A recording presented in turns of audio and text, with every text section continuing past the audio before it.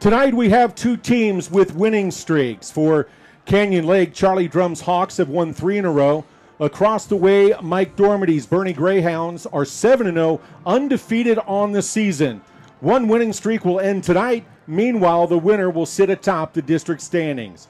Welcome to Boerne ISD Stadium. It's homecoming 2017 at Boerne as the 5-2, 1-0 Canyon Lake Hawks pay a visit to District 14-4A Division I rivals, the 7-0, 1-0 Boerne Greyhounds. On the Hawks Network, I'm Bill Colhane, along with former Churchill Charger and Baylor Bears star, former NFL player Jeff Gandy, alongside and our entire Hawks Network production team. And Jeff, you and I were fortunate enough, a month ago or so, to do the non-district game, Canyon Lake hosting Wimberley. And while those games are important, there's nothing quite like a district battle. You're right, Bill, because those games are basically to set the stage for the coming up district play. Both coaches want to see what type of team they had this year. When we saw Canyon Lake a few weeks ago, we saw a team that really had their star running back go down. It was Tanner Ferris. He wasn't able to play that game, so it affected the way they played against Wimberley, and they ended up losing the game. I tell you, everybody, though, is on board. Everyone's healthy. This ought to be a heck of a game because when you look at both teams, Bill, there's playmakers all over the field tonight. So this may be fireworks going off. Yeah, a little bit later in the pregame, we'll point out some of the key pieces for both teams. And one comment we had during the production meeting, Jeff, is the fact that there is a lot of really good football played in 14-4A Division I. And you made the comment, you think this game tonight could possibly determine the district championship. Well, when you look at it, you think about homecoming, you typically get a team that you feel confident that you're going to be able to play well and win. Unfortunately, Boerne, tonight's homecoming, they took on Canyon Lake. And really, when you look at it, these two teams are so similar. This game tonight has massive implications because tonight's winner will probably end up being the number one in the district. A lot coming up for you in the pregame show here from Boerne ISD Stadium. After this break, Jeff is going to get out the chalkboard and give us a glimpse at both the Hawks and Greyhounds. Brant Freeman, earlier this week, sat down with Canyon Lake head coach Charlie Drum. We're going to have your starting lineups, all that and more. We're counting down to kickoff. And this is Canyon Lake Hawks football on the Hawks Network.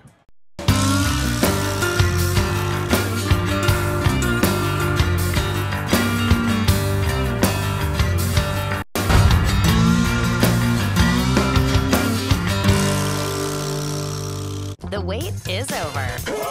Chip and Joe are back with more Fixer Upper. I love you. You ready to do this? Let's do it. All right, here we go. You slayed it. Whoa! You killed it. This is amazing. Yes! Fixer Upper, Tuesday night at 9, only on HGTV. Watch HGTV, GVTC, Digital Cable Channel 578. GVTC, just plain smart. If you bank at Frost, we'll help keep your money safe. If you use your Frost debit card, the chip will make it more secure. If there's a suspicious transaction on your card, you'll get an alert. If you do, you can freeze your card with the Frost app. If you lose your phone, Touch ID login will help keep the app secure. Of course, if all you need is help from people who care, we've got that too. What's the plan? What I'm asking you to do is dangerous.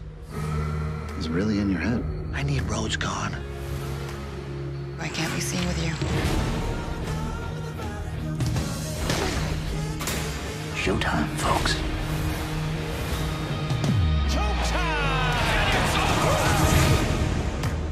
Keep it coming.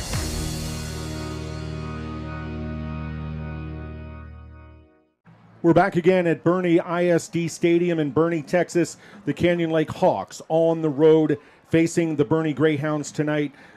Jeff, you look at what Canyon Lake has done as of late. A big win against Eastside Memorial in the district opener a week ago. Prior to that, big win against Austin Aikens and went on the road to beat Lampasas. Who have been the keys for Charlie Drum? Well, it all starts with the quarterback, obviously. You look at Ben Fulton, senior. He's been phenomenal so far this season, and how he wants to run the football and manage what's out there on the game, what the game presents to him.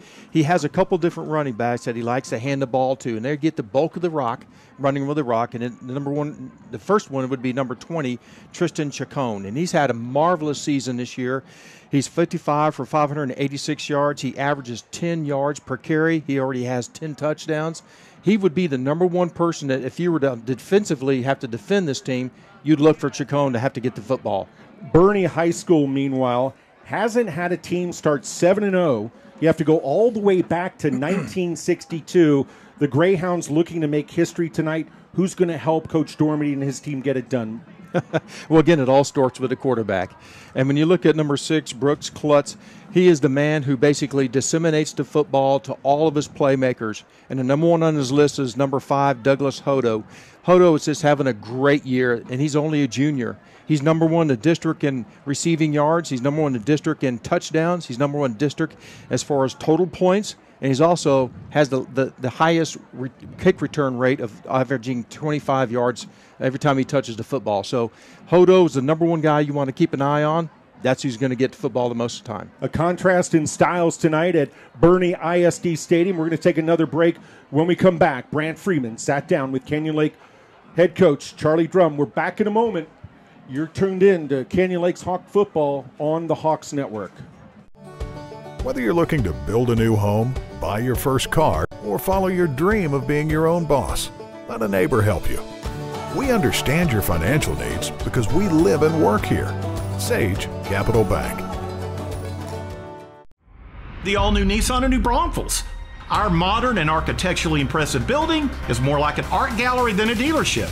With an extravagant showroom floor and customer lounge, with over 500 vehicles in stock, we have the ability to deliver the best savings possible to meet your budget needs. It's our pleasure to serve you in New Braunfels and the surrounding cities. The all-new Nissan and New Braunfels, you've got to see this place. Here's Brant Freeman with 6th-year Canyon Lake High School head coach Charlie Drum. Win over Austin Eastside Memorial, probably a game you should have won, but you look at this 14-4A district and there are so many good teams in it. You have Boerne coming up Friday, Fredericksburg and Taylor still in the schedule as well. Just how important is it to keep pace with those other teams? Yeah, it's a district ball game no matter who it is. It's a small district, so you only have four shots at it. So you stumble once, you might be done as far as playing for the district championship. But again, Canyon Lake is one of those 1-0 teams, and they'll face another one coming up this Friday against the Boerne Greyhounds. And Coach, you go from playing Austin Eastside Memorial last week to the Greyhounds this week. Quite a step up in competition. Yeah, they're playing at a high level right now, on both sides of the ball. It all starts with their quarterback. Over there, he's one of the better athletes in the area. But defensively, they've been real impressive on film. You mentioned Brooks Klutz, the quarterback for the Greyhounds. Over 1,800 yards passing so far this season. Touchdown interception ratio of 24-5. Can also make plays outside of the pocket. Is there a quarterback comparable that you've seen this season? I'd say the Wemberley quarterback. The only thing that Brooks brings to the table is he's explosive on the ground. I mean, he can tuck it, pump fake it, and he has a chance to take it to the house. But as far as he's accurate, just like the Wemberley quarterback, and he's going to be a handful on Friday. That Wemberley quarterback, JoJo Weeks, you actually were able to kind of contain that Texans offense, held them to only 20 points back in non-district play. So looking back at that game and what you're going to be up against Friday at Boerne, how will you have to play defensively? Well, the key to the game, what we're telling our kids, is going to be the takeaways. They've turned the ball over a little bit this year, and we have not. And we forced some turnovers, so I think that was a big deciding factor last year. I think we took the ball away 2 times and beat him 41-38. But just containing him, he's going to make plays, he's going to complete passes, just not giving the receivers yards after the catch, and contain him in the pocket when we do get pressure on him, not let him escape and hurt us that way. One of the big sayings in football is that one of the best defenses is a good offense. So I would also assume that ball control for you will be pretty important on Friday. Yeah, definitely. I mean, that's one of the reasons we run this offense, and it helps us out defensively having those drives and hopefully wearing them down by the third and fourth quarter where we are hitting some explosive plays. Now, I'm sure Boerne's defense will have something to say about you being able to have ball control. Looking at that side of the football, what challenges do the Greyhounds present to you when they're on defense? They're probably the most athletic defense we've faced this year. They're athletic in the secondary, up front. They're linebackers, very athletic kids. Just the athleticism they bring, and they're very sound, well coached, and they'll be a handful. The goal for your football team this season is to make the postseason and also to play for a 14-4A title. A game like this would go a long way to accomplishing those goals. How big does every possession, every play feel in a game like this? Yeah, when you're in a 5-team district, you only have 4 district games. I mean, they're that much more important because if you make a mistake, it might cost you a ball game. Mm-hmm. Just losing one ball game is probably going to cost you the district championship. What we're telling our kids, we're playing for the district championship every week now. Mm-hmm. This week it's Boerne, next week it's Fredericksburg, and the fall, our last game is against the defending district champ, Taylor. So they're all big games. But of course, one thing we should note is that your bye week won't come until a couple of weeks from now, where some of these other teams are getting their byes right now. Taylor got theirs last week, for example. Physically, how well are you holding up, as you hit your 8th game of the season? I like where we're at. We had some injuries early, and we overcame that adversity. Mm-hmm. A lot of kids getting some meaningful playing time. So we're slowly getting healthier. So hopefully that stays the case, and we'll take advantage of that bye week, week 10. Well, Coach, good luck against the Greyhounds this Friday. Thank you. Again, Canyon Lake takes on Boerne this Friday on the road at 7:30. We'll have live coverage available for you here on HawksNetwork.com starting at 7:15. For head coach Charlie Drum, I'm Brant Freeman. This has been Hawks Football Weekly. Thanks as always for tuning in, and we'll see you next time.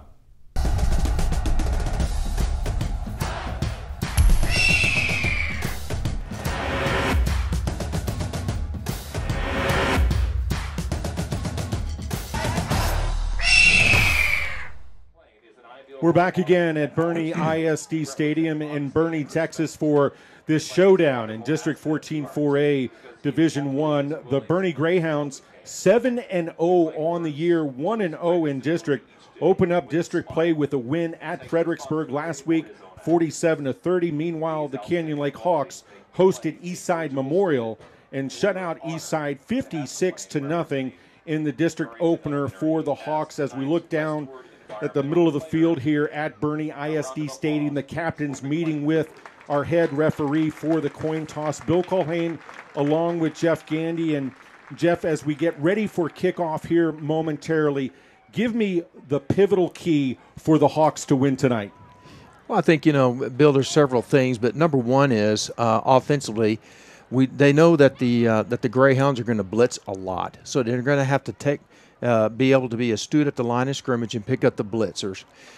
Second to that, they're going to have to really establish their running attack and be ahead of the chains. They can't get in second and third and long. That forces them to do things that they're not as comfortable in doing, and so they need to stay ahead of the chains and be second and short, third and short, where they can run their style of offense and run the football. And I guess thirdly, when they get in red zone, they need to score touchdowns. When they have the opportunity to score touchdowns.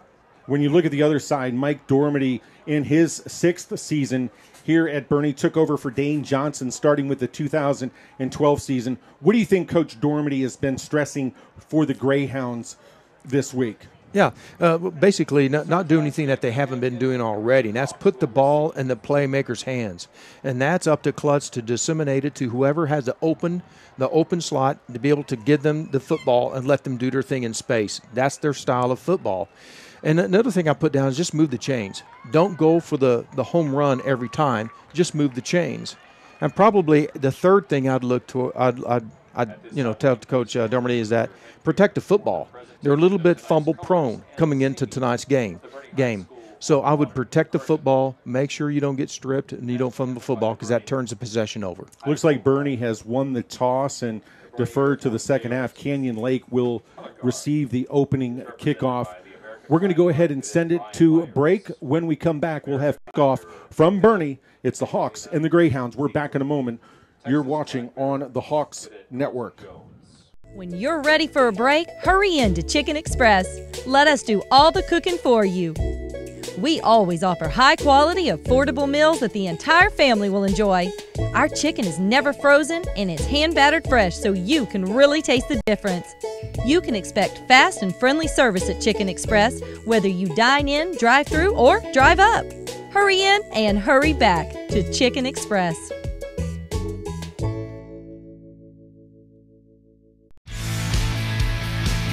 Whether you're out at the beach or chilling poolside, the summer heat is here and Music Choice is turning it up. Chill out with the latest music from your favorite kids artists and more. Your music lives here on Music Choice. Hey guys, it's Sophia Carson here. Check out all of my music videos available on Music Choice On Demand. Available on GVTC. Just go to Free On Demand and select Music Choice. You ever play Tetris as a kid? Yes, I did. Watch out. I couldn't find a chain for you guys, but I got my necklace from the car. It's starting to feel like a home. Welcome to your new house. Oh my gosh. I cannot believe they turned that into a house. Watch FYI. GVTC Digital Cable Channel 132. GVTC. Just plain smart.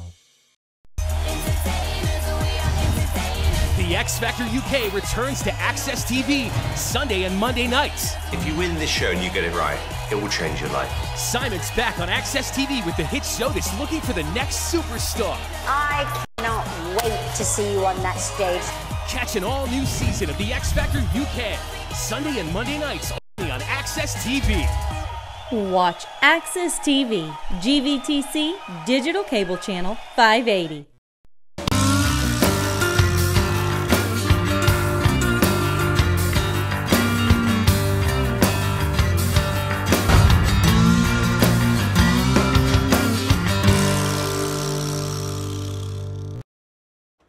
Welcome back again to Boerne ISD Stadium in Boerne, Texas, just moments away from kickoff here in this District 14 4A Division I battle. The Canyon Lake Hawks across the way on the other side as the color guard exits the field to our left. Canyon Lake, the Hawks are in their road white uniforms, have got forest green numerals trimmed in Vegas gold. Forest green helmets with the interlocking C and L in Vegas gold on either side. And meanwhile, the Boerne Greyhounds here on the home side have their gray uniforms with purple numerals trimmed in white. And their hats tonight, their helmets, are the gray Boerne helmets with the logo on either side in purple and white. In case you're just joining us, again, Bill Colhane along with Jeff Gandy. Bo Wick is running things, orchestrating here from the press box. It's about 70 degrees at kickoff, just a wisp of a breeze here in Boerne, Texas this evening. And as I mentioned earlier, our coin toss was won by Boerne, deferred to the second half. Canyon Lake will have the opening possession going left to right. Well, Bear, here we go. This is where it all counts. This game right here, and I think we're going to see a lot of offense, hopefully, by both of these teams on the field today.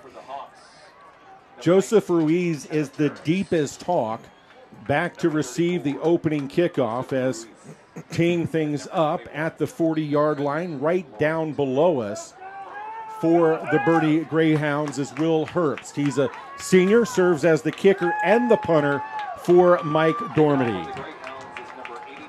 Somewhat of a late arriving crowd here as Herbst approaches the ball. The left foot is into it, and we're underway from Boerne ISD Stadium. The Hawks bring it back out across the 10 to the 15, over the 20, out to the 25. Finally shoved down at about the 32-yard line on the return for the Hawks. A nice return by Tanner Ferris. Well, it looks like we have our first penalty of the night. It looks like it's going to be against Canyon Lake. Looks like a block in the back. Well, maybe one of the reasons that Ferris had a nice return. Offensively for Canyon Lake, the front from left to right, you got Braden Height, Joseph Crisp, Bradley Height, Jacob Foster, and Joshua Almond. The quarterback is Ben Fulton. The tailback is Tanner Ferris. Fullback Micah St. John. the halfback Tristan Chacon. The swingman is Cayman McDonough. The strong end is J.T. Green, as you have the Hawks setting up first down and 10 at their own 13-yard line. Handoff going over right guard, dancing across the 15 out near the 20-yard line. We'll give him the 19-yard line on the carry. That was Ferris. And he's a load. He's a really good ball carrier, isn't he, Jeff? Well, yeah, Ferris last year was the leading ball carrier for Canyon Lake. And, of course, like we mentioned in the pregame, he was injured for a few weeks. Hadn't seen him play since a couple weeks ago, and he looked really good, really sharp, and he's back into his form right here tonight. Fulton brings him up, a man in motion right to left. Turn, handoff to St. John off a left guard.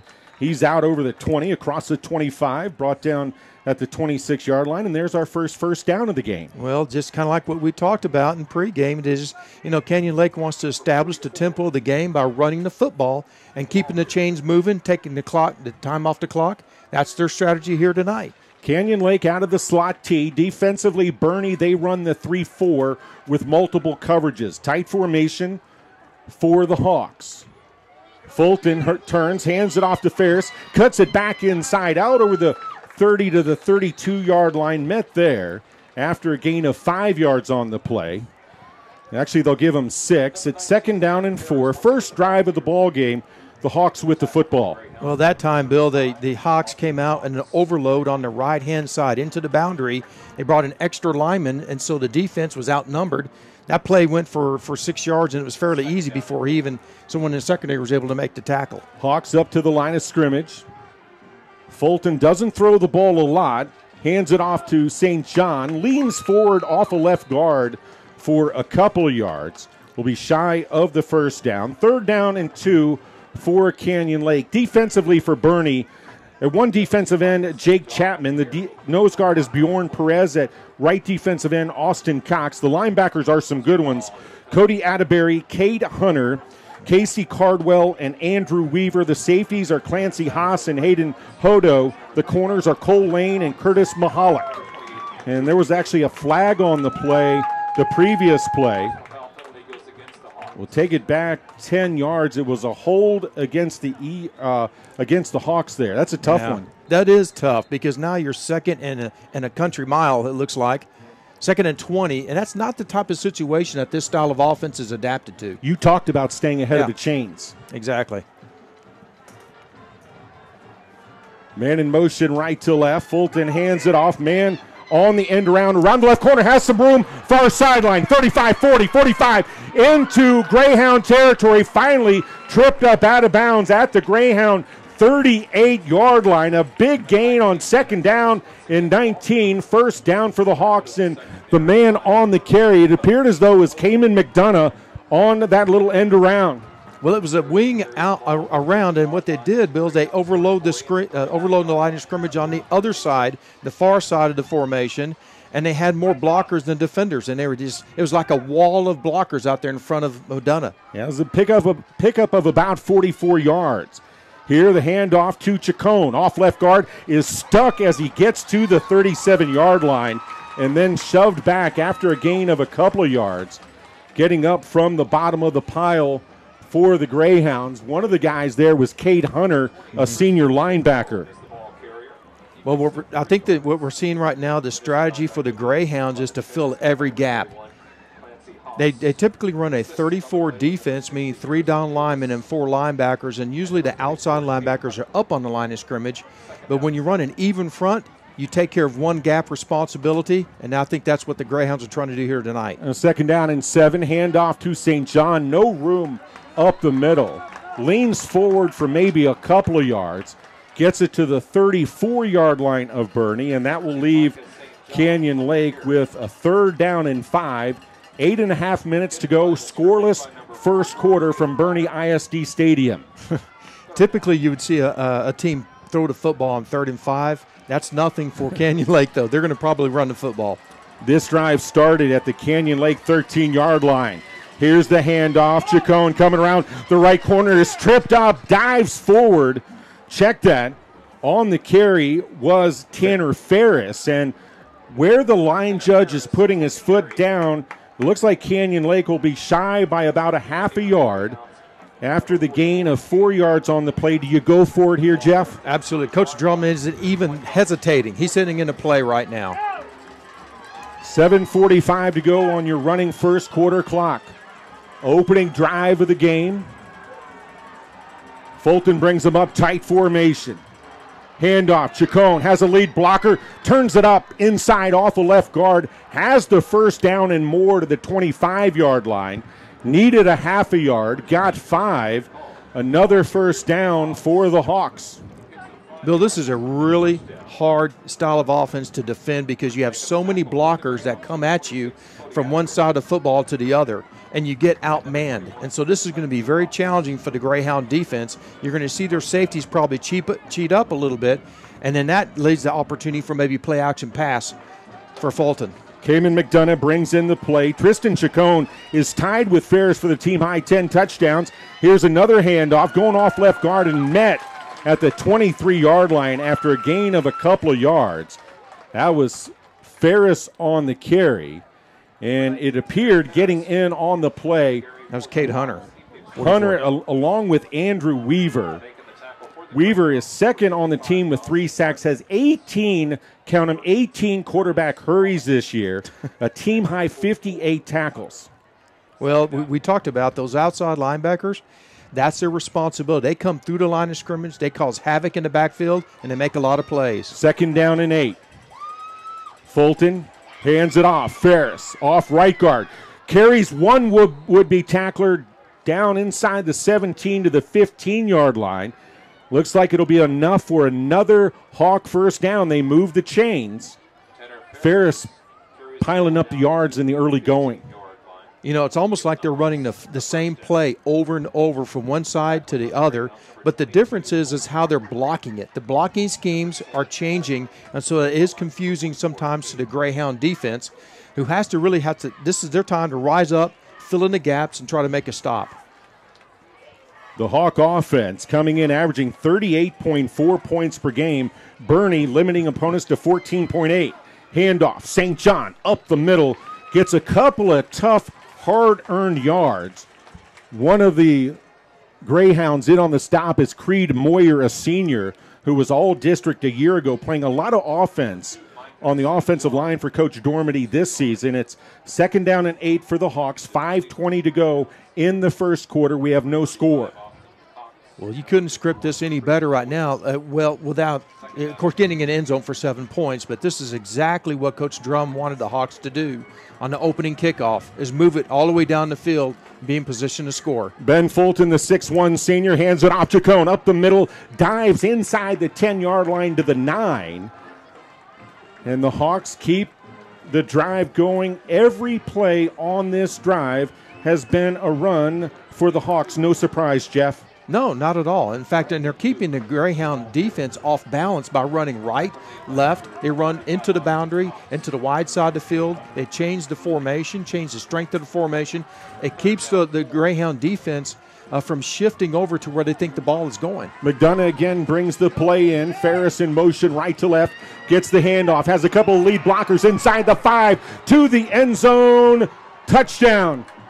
The Canyon Lake Hawks have taken the opening kickoff 87 yards, and with 4:24 to go in the first quarter from Boerne ISD Stadium, the Hawks draw first blood, 6-0 with Lorette on to attempt the extra point. I'll tell you what, that play was set up by a tremendous block by Tristan Chacon on the blitzing linebacker that gave an open alley now for number 19 Ferris to score. Fulton with the hold. Here's the snap, the hold, the kick is up, and it's good. The Canyon Lake Hawks making an early statement at Boerne ISD Stadium. 4:24 to go in the first. Canyon Lake 7, Boerne nothing. We'll be back in a moment. This is Canyon Lake Hawks football on the Hawks Network. Whether you're looking to build a new home, buy your first car, or follow your dream of being your own boss, let a neighbor help you. We understand your financial needs because we live and work here. Sage Capital Bank. If you bank at Frost, we'll help keep your money safe. If you use your Frost debit card, the chip will make it more secure. If there's a suspicious transaction on your card, you'll get an alert. If you do, you can freeze your card with the Frost app. If you lose your phone, Touch ID login will help keep the app secure. Of course, if all you need is help from people who care, we've got that too.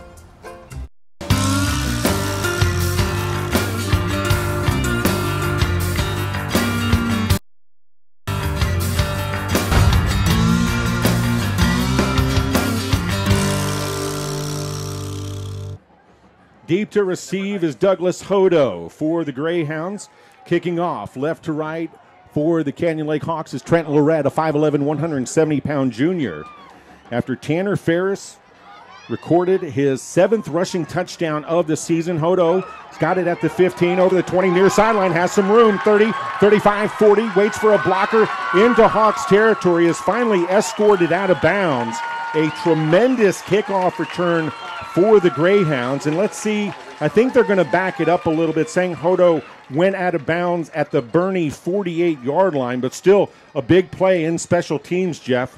Yeah, and you know, this game may come down to special teams, Bill, and you know, that kind of kickoff return and the results of it makes all the difference in field position.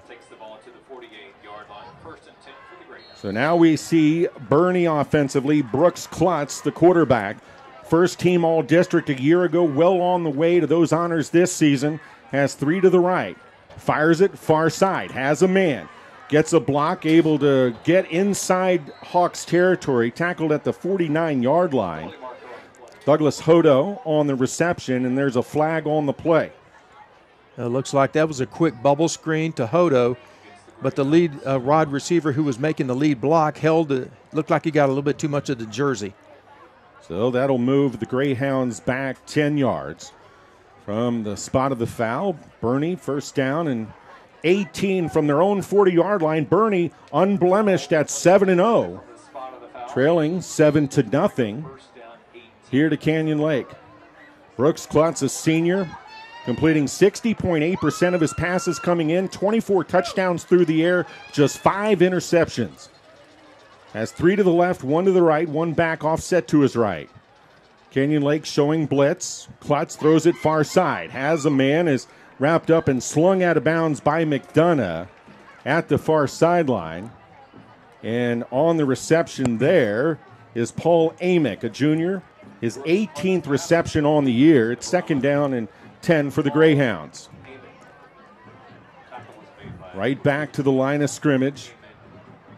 Klutz calling out for the snap, drops it, now picks it back up, is caught in some traffic, now trying to run out of it. He's able to spin out of one tackle, another inside the Hawks 45 to the 44-yard line. Some good athleticism there by Klutz. Gets a gain of 8 when it looked like the play was going to blow up. The Greyhounds are shy of the first by a couple of yards. It's 3rd down and 2. Yeah, it looks like Keenan, the center, he kind of dribbled the football back on the turf, and Klutz was able to pick it up, though, and make something out of it. Great athleticism by the quarterback. 4-man front for the defense of Canyon Lake. They run a 4-2-5 after many years running the 4-3 at Canyon Lake. Klutz barks out the signals. 3rd down and 3, 4 on the play clock. Here's the snap. Fakes the handoff, has it, is caught in the backfield and slung down for a loss on the play. Lee Stafford able to knife through and throws Klutz for a loss of 12 yards. They're going to give him forward progress to the 48-yard line.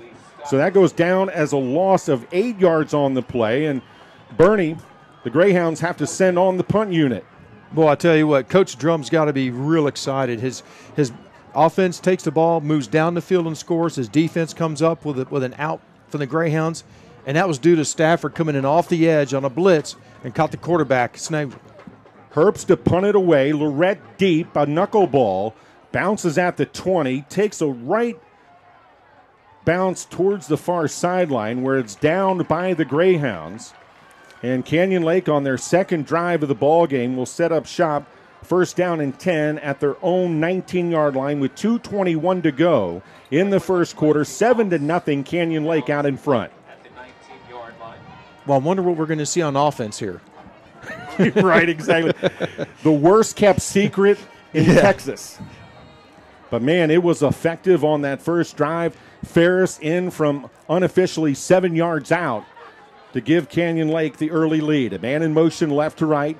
Fulton hands it off. St. John up the middle. Doesn't have much room at all. Gets maybe a couple of yards out to the 20-yard line. Getting up from the bottom of the pile for Boerne on the play. Nice stop defensively there by Austin Cox, the senior defensive end. Yeah. Nice job. The defensive end that time, Cox. Basically, he lined up in the inside gap between the tight end and the offensive tackle. And what he did is he split the gap, and he was scot-free to make the stop. Cox had 5 tackles and a tackle for a loss at Wimberley in a Greyhound win a few weeks ago. Fulton pitches it far side. The ball is loose on the ground, and Ferris wisely jumps on it at the 17-yard line. It's a loss of a couple of yards on the play, and that'll leave the Hawks with 3rd down and long, 3rd down and 12 from their own 17-yard line. We talked about turnovers, Jeff. Yeah. Almost had the first one of the game. Almost had the first one. It looked like that they were trying to run a little bit of the option, and Fulton was trying to pitch it out to Ferris, but Ferris was so far in front of him, he really couldn't get a very accurate pitch out to him. So I haven't seen that look from Canyon Lake in the couple of ball games we've done. That's right. 2 receivers to the left. Fulton rolls to his left. Pump fake. Now throws it downfield. It's tipped, but it's caught. Oh, my goodness. You talk about Johnny on the spot. How about Cayman McDonough on the spot, who ends up with the football out at the 31-yard line. Almost an interception. Instead, the football god shining down on Charlie Drum's Hawks. I don't know how you can comment after that. Boy, sometimes it's better to be lucky than good, huh? I think you're spot on with that. Madonna's got a foot height advantage on the cornerback. I'm glad that he was trying to get it.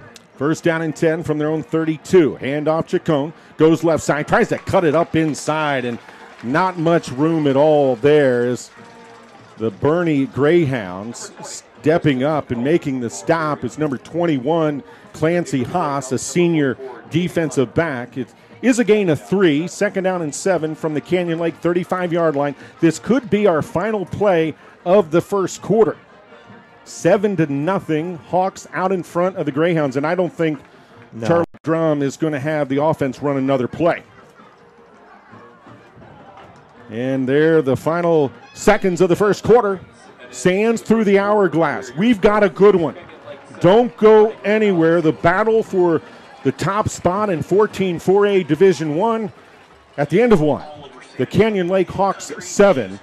The Boerne Greyhounds nothing.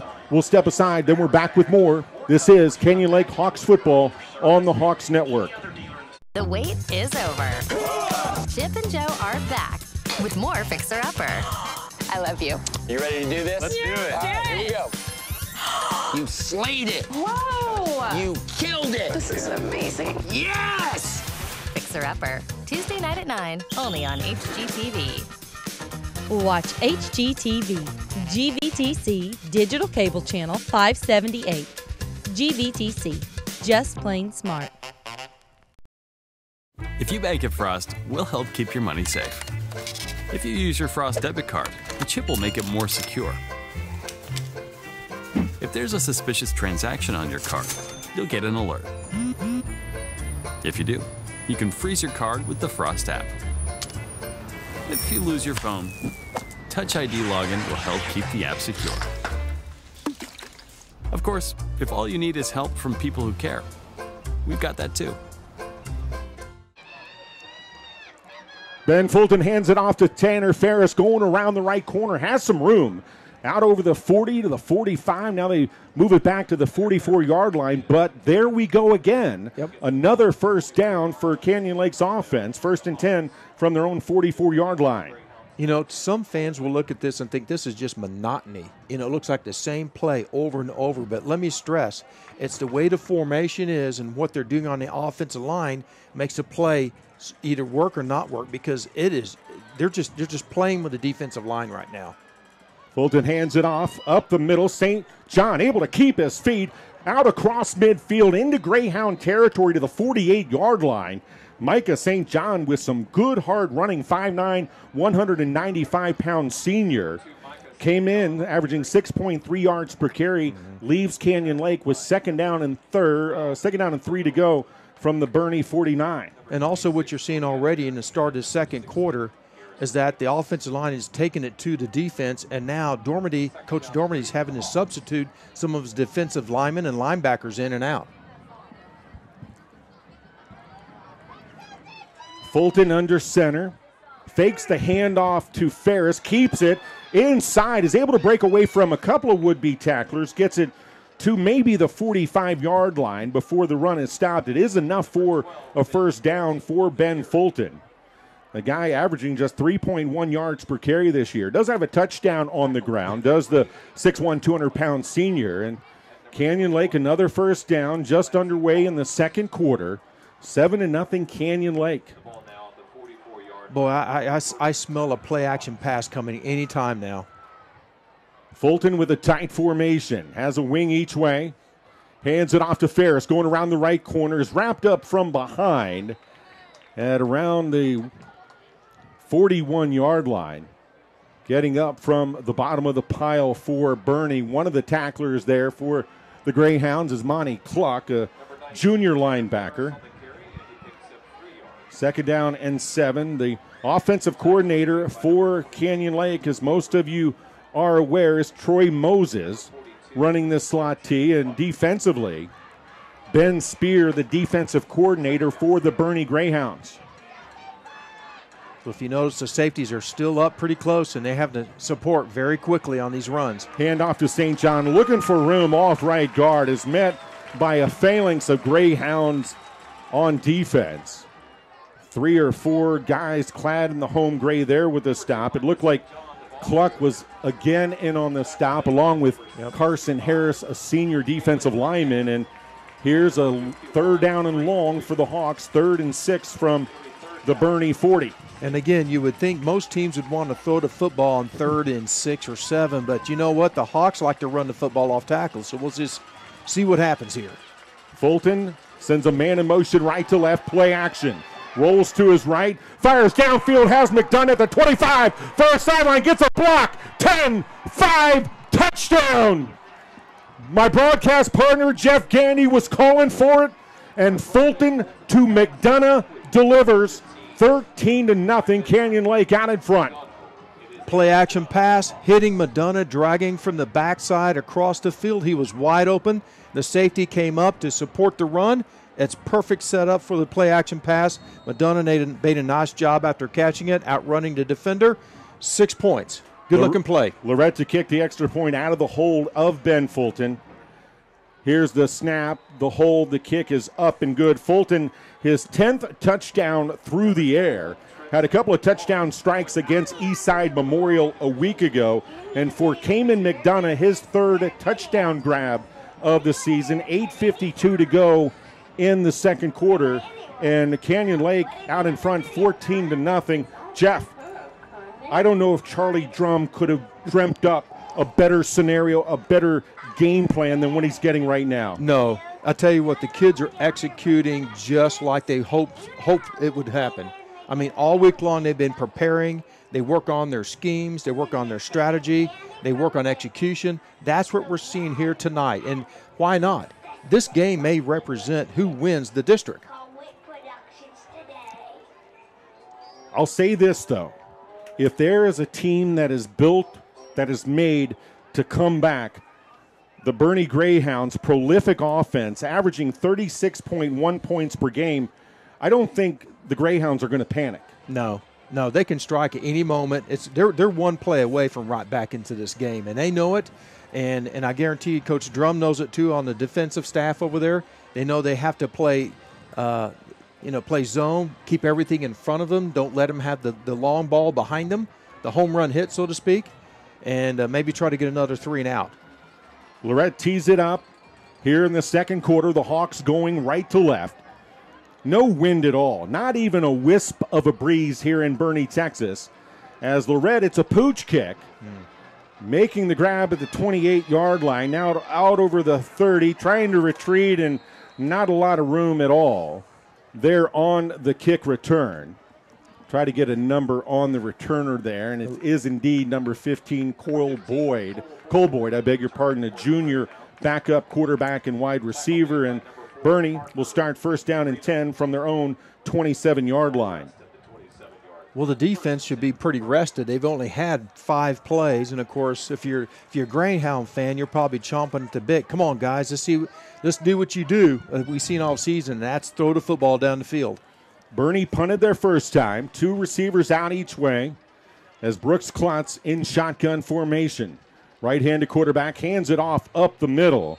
Looked like that was Colton Poole, the junior, averaging 7.4 yards per carry. Gets to the 30, a gain of a couple of yards. Yeah. Second down and 8. Nice play by Parker Reno, number 4, the backside linebacker, following inside-out pursuit, making the play for only a 3-yard gain. We haven't had time to give you Boerne's offensive starters nor Canyon Lake's defense. We'll get those here in a moment. Klutz back to pass, looks far side, throws it, has a man on the outside hitch, making the grab, and then spun down at the 42, maybe the 43-yard line.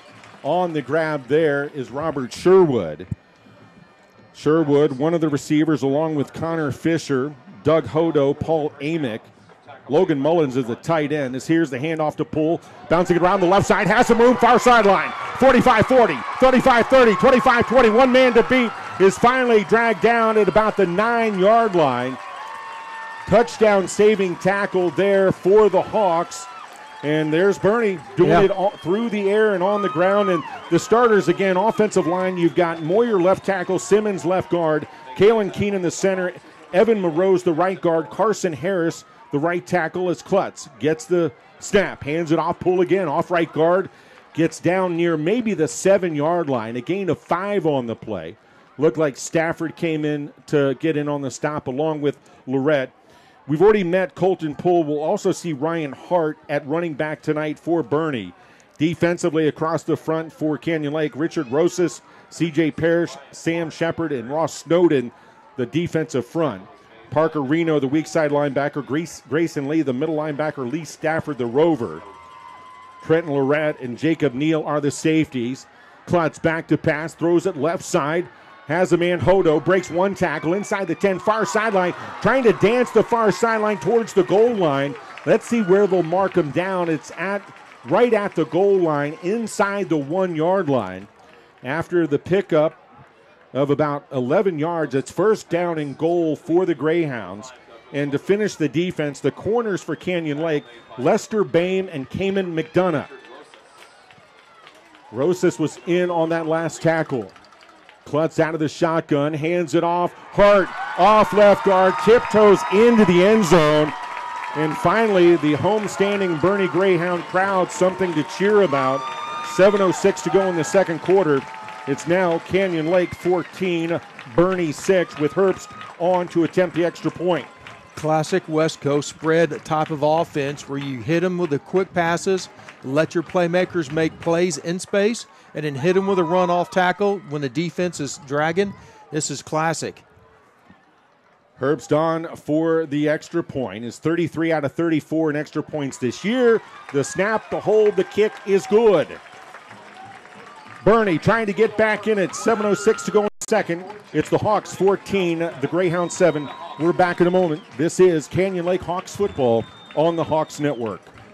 When you're ready for a break, hurry in to Chicken Express. Let us do all the cooking for you. We always offer high-quality, affordable meals that the entire family will enjoy. Our chicken is never frozen and it's hand-battered fresh so you can really taste the difference. You can expect fast and friendly service at Chicken Express, whether you dine in, drive through, or drive up. Hurry in and hurry back to Chicken Express. What's the plan? What I'm asking you to do is dangerous. It's really in your head. I need roads gone. I can't be seen with you. Showtime, folks.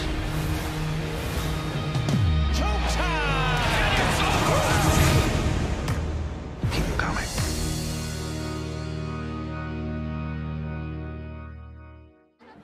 after Ryan Hart, the senior's first touchdown on the ground on the season. And this was a guy who came in with 65 rushes. Herbst will kick it away left to right, high end-over-end kick. Comes down to Lorette at the 5, out over the 10. 15, trying to go far side, is wrapped up and taken down as he was trying to get to his wall of blockers. And preventing him from doing so for the Greyhounds was Nick Flores, a senior backup linebacker. And once again, Canyon Lake looking at a long football field to try to navigate. Yeah, special teams are going to be a key in tonight's contest. I'll tell you what, the Greyhounds, their kickoff team, is they fly down the field. I mean, that was a great coverage where the runner had very little room to even cut up the field. Ben Fulton has engineered 2 scoring drives already, hands it off Chacon. Off right guard, lowers his head and bowls forward maybe a yard or 2. Gets out to the 17-yard line. And by the way, starting field position, Canyon Lake, their first drive started at their own 13. Their last drive starting on their own 19, and this drive starting on their own 15-yard line. Long football fields. Long football field, but pretty much what they've been seeing all night. We'll see what kind of changes defensively that Coach Dormady's staff came up with, because it looks like right now the defense is overstacking the box to try to cut off the run. Fulton, handoff inside St. John on the fullback dive. Dances out over the 20 and met at the 23-yard line, shy of the first down. A gain of about 7 yards on the play, and Canyon Lake 3rd down and short, or do we have a flag? There is a flag. Personal foul face mask is the call against the Greyhounds. Knock on wood, we've been relatively penalty-free so far. That was the first time we saw the quick trap up that time with the fullback, St. John. And he ran right off of 55, Jacob Foster, 6'3", 275 pounds. I'd probably want to run off of him too. He's a big man, but he did a nice job clearing the way for St. John. Jacob Foster, district MVP a year ago. By the way, Micah St. John has a couple of 100-plus rushing games this year against Wimberley and at Lampasas. Fulton hands it off. Ferris around the right corner. Cuts inside, then bounces it to the outside. Gets out over the 45 to the 46-yard line. A gain of 7 yards on the play. I'll tell you what, Ferris runs really tough. He's 5'11", 190 pounds, or 180 pounds, excuse me, but he runs like he's Earl Campbell out there with his knees up high, running over defenders and not letting that first tackler put him down. It takes a whole host of defenders. 5:35 to go in the second quarter. 14-7, Hawks out in front of Boerne. Fulton, handoff St. John, up the middle, good body lean, gets into Greyhound territory to the 49, and then is pushed back by a wall of Greyhounds. Getting up from the bottom of the pile among them for Boerne is Cade Hunter, the senior. Greyhounds making some substitutions on the defensive line. See if they can get some fresh legs in there. Another first down. The nose of the ball at the right hash mark at the Boerne 49-yard line. Ben Fulton, tight formation. Hand off St. John, up the middle. Gets forward to the 47-yard line. A gain of a couple of yards. Making the stop on the play. Getting up from the bottom of this pile is Clancy Haas, a senior. Well, they run that counter play with the wing back, and they run off the edge, off the tackle, then they hit you with a trap right up the middle, so they keep the defense honest and instead of over trying to pursue. So it's a good strategy that Coach Drum is doing in his offensive play calls. Ferris and McDonough with touchdowns on the Hawks' first 2 drives of the game. Hart answered for Boerne a moment ago. Fulton hands it off to Ferris. Around the right corner, has a couple of lead blockers. Turns it up inside the 40 to the 38-yard line. Another first down for the Hawks. Putting a stop to that run is again Hunter. Cade Hunter is piling up the stops. Unfortunate for Boerne, it's downfield. Hunter came in with 52 tackles on the year, 8 for a loss, on the season for Hunter. The Greyhound safeties, Bill, are playing so far back, and when they have to come up to support the run, they're hesitating because they got burned the last series on that play-action pass. So that's a good strategy, what they're doing. Fulton has attempted 1 pass tonight. It was complete for a touchdown. Handoff, looked like St. John again, right up the middle. Gets near the 35-yard line, a gain of a few yards on the play. Leaves Canyon Lake 2nd down and 7, 3:40 to go in the second quarter. 14-7, Hawks out in front of Boerne. This game a year ago, played in Fisher at Canyon Lake. The Hawks prevailed 41-38. We might have the same type of game here tonight, it looks like. Did you bring the heart pills? Fulton under center. 2nd down and long. Misdirection. Chacon gets it coming around on the end around and is met for no gain. Good job reading that play defensively for the Greyhounds was Clancy Haas. Makes the stop. Nice job by Haas, the free safety coming up to support on that running play. The safety wanting to force the ball carrier back inside and making the tackle. It was a great job. Haas 25 tackles, 2 for a loss coming into the ball game. Actually a loss on the play there and a timeout on the field. Looking for our white hat to try to figure out who called the timeout. 3:12 to go in the second quarter. Canyon Lake out in front of Boerne 14-7. Bill Colhane along with Jeff Gandy, former, was a state champion at Churchill, went on to star for the Baylor Bears, and then in the NFL with the Washington Redskins and Houston Oilers. Some of you younger fans might be saying, Houston Oilers. Houston Oilers. Love You Blue. It was Love You Blue back then. I remember. I'm old enough. Yeah. And speaking of old enough, we talked about it. Boerne ISD Stadium, an intimate setting here, built in 1946. That's right after World War II. Little bit before our time. I can't say that very often. A little bit before my time. It's very nostalgic. There's some historical markers downstairs, I guess. Shared by Boerne High School and also Boerne Champion. Big third down and 9 for Canyon Lake. Fulton hands it off to Ferris. Running right side, grabbed from behind and hauled down shy of the first down at about the 32-33-yard line. Nice play by the backside end that came down the line of scrimmage to catch Ferris in the backfield for only a 4-yard gain. I think that was Hansey and Ellington who got in on the stop, and Ferris well shy of the first down. 4th down and 5 from the Boerne 33-yard line, well outside of Trent Lorette's range. When we visited with Charlie Drum a few weeks ago, he said Lorette's range is at about 40 yards in terms of field goal attempts. This is pushing it a little bit, I think. There's not a breeze. There's not a wind or anything, but.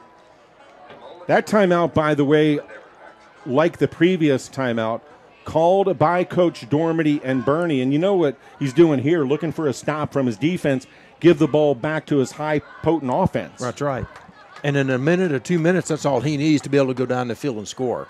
The previous scoring drive for Boerne, they took over with 8:47 to go in the second quarter and took them a minute 41 to navigate 73 yards. And again, the exclamation point was the 1-yard touchdown run by Ryan Hart. Here we go. Huge play here. 4th down and 5.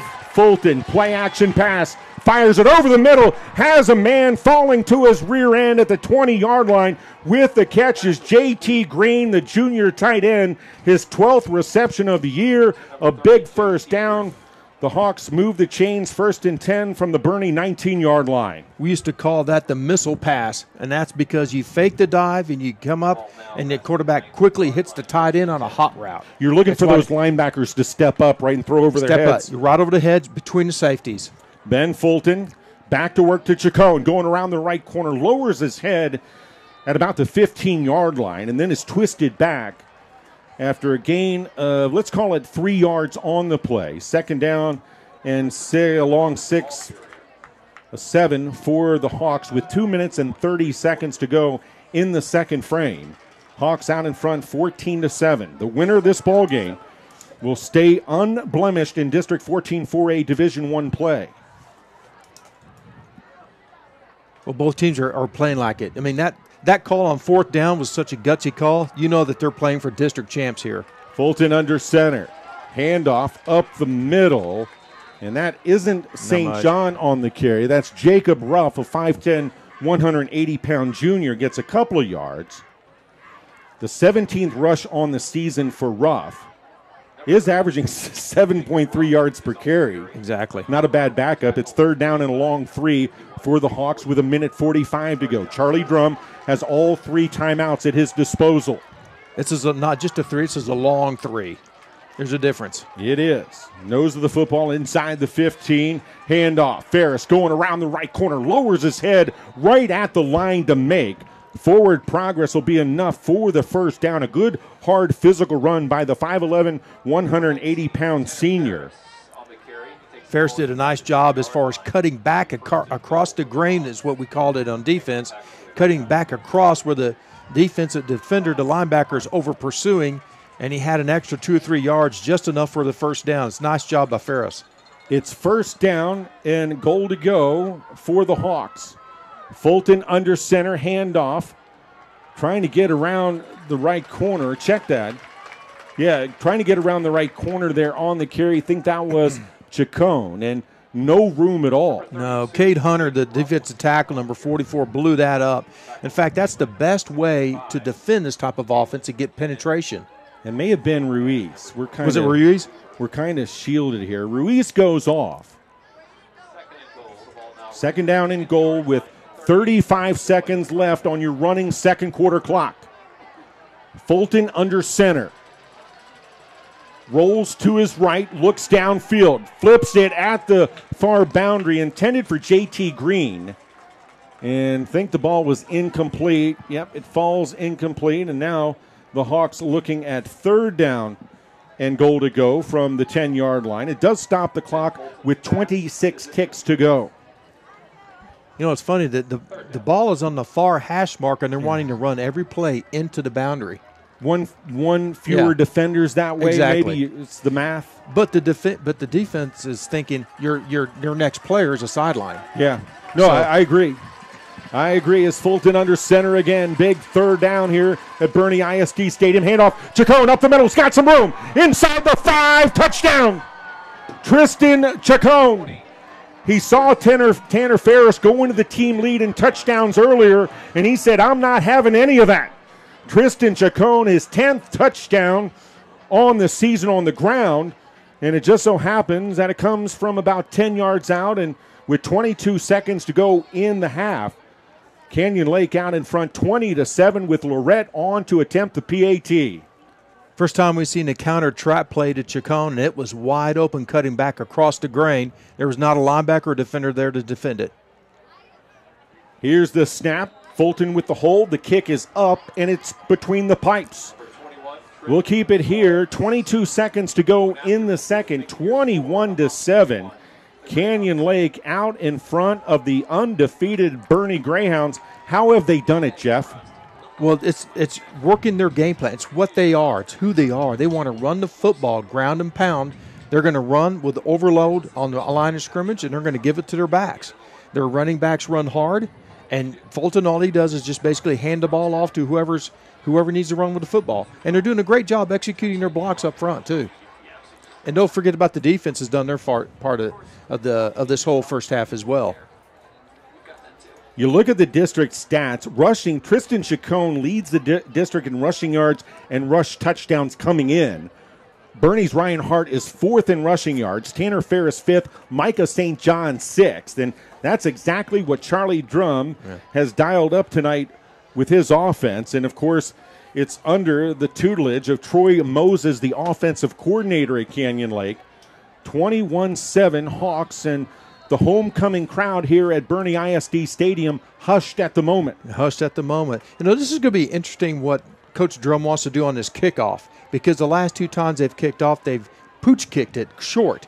You don't want to pooch kick it short here and give the Greyhounds an opportunity to get a quick strike at the end of the first half. Lorette to kick it away right to left, 3 men deep for the Greyhounds. As Lorette puts a foot into it, it's another pooch kick. It's fielded at the 30 and then dropped. A scramble for the football. Who's got it? I think the Hawks had a chance to get on it, and they do. Reno on the recovery at the 34-yard line, and keep this in mind. 18 seconds to go until intermission, and Charlie Drum still has all 3 timeouts in his back pocket. First turnover of the game. What an opportunity! What an opportune time now for the Hawks to be able to put some more points on the board. Is a strategy to go for 7 because they're not real effective throwing the football, but is a strategy to go for 3. Just get another first down. In fact, all you need is 12 yards, and it's within the kicker's range. Yeah, again, Lorette good from about 40. Fulton may have other ideas. Sends it Ferris in motion left to right. Now here's the double reverse. It's a throwback pass. Fulton fires it downfield into coverage, and it's incomplete. Intended for Lorette at about the 10-yard line. He was defended by Lance Hansi down there. A lot of razzle-dazzle there when the dust settles. 11 seconds to go in the quarter. Yeah, an incomplete pass. It was just poorly thrown. The receiver did have a step on the defender. If it was a good pass, it would have been a good situation, but not the Braille. Yeah, credit to Hansi for not being fooled, staying with his primary assignment. 11 seconds to go. Canyon Lake still 3 timeouts. Ferris wide to the right. McDonough wide to the left. Fulton, straight drop back, flips it over the middle, has Green, eludes one tackler inside the 20, the 15, still fighting for yardage to the 11. Now Canyon Lake needs to get a timeout. Charlie Drum does stop the clock with 2 ticks left on the clock as Fulton hooked up with Green as he did in a big play previously in the second quarter. And let's see, where are they going to mark the ball? Oh, they bring it back. There's a flag on the play against Canyon Lake, and you talk about a backbreaker there. You erase the big gain, and probably now Canyon Lake, I don't think you even try a Hail Mary. Maybe just take a knee and go to the locker room. Exactly. Well, how unfortunate if you're a Hawk fan. Of course, if you're a Greyhound fan, you're thinking, we dodged a bullet on that one. Credit to Bo Wick, our on-site producer, for finding the laundry. 2 seconds to go. The Hawks out in front, 21-7. Keep it here at the half. We'll have a recap of the first half. Also, as here's the handoff, Fulton to Ferris, going around the left corner, has a couple of blockers inside the 35, the 30, 25, 20, 10, 15. Down at the 5-yard line is spun down as Tanner Ferris almost did the unbelievable, a gain of 39 on the There's another flag. I'm sorry, brother. There's another flag on the field. If it's on the defense, of course, there'll be another play. It's a 39-yard gain right now for Ferris. And our head referee is talking to Canyon Lake. Obviously, if it's against the Hawks, it takes away another big play. And Mike Dormady will be happy declining the penalty and getting to the locker room. Here's our head referee going to wave off the flag. So that's kind of an anticlimactic way to end first 2 quarters of really exciting football here at Boerne ISD Stadium with Canyon Lake out in front of Boerne 21-7. As I tried to say a moment ago, a lot coming up at the half. We're going to step aside for a moment. When we come back, Jeff and I will recap the first 24 minutes of exciting football here in Boerne. We're also going to have a special package on some people who are really, really special in supporting student athletes in Comal ISD. You do not want to miss that. And then when we come back after all that fun stuff, Jeff is going to look ahead to the second half here at Boerne ISD Stadium. So don't go anywhere. The battle for the top spot in 14-4A Division I is moving along. The Hawks 21, Greyhounds 7. We're back in a moment. This is Canyon Lake Hawks football on the Hawks Network. The all-new Nissan and New Braunfels. Our modern and architecturally impressive building is more like an art gallery than a dealership. With an extravagant showroom floor and customer lounge, with over 500 vehicles in stock, we have the ability to deliver the best savings possible to meet your budget needs. It's our pleasure to serve you in New Braunfels and the surrounding Hill Country communities. The all-new Nissan and New Braunfels, you've got to see this place. Whether you're looking to build a new home, buy your first car, or follow your dream of being your own boss, let a neighbor help you. We understand your financial needs because we live and work here. Sage Capital Bank. A beautiful Friday night in Boerne, Texas, especially a beautiful night if you're a Canyon Lake Hawk at the moment, with the Hawks out in front of District 14-4A Division I rivals, the Boerne Greyhounds. And now Here, as part of the Hawks Network production, we send you down onto the field at Boerne ISD Stadium as here's the outstanding sights and sounds of the Canyon Lake High School Marching Band.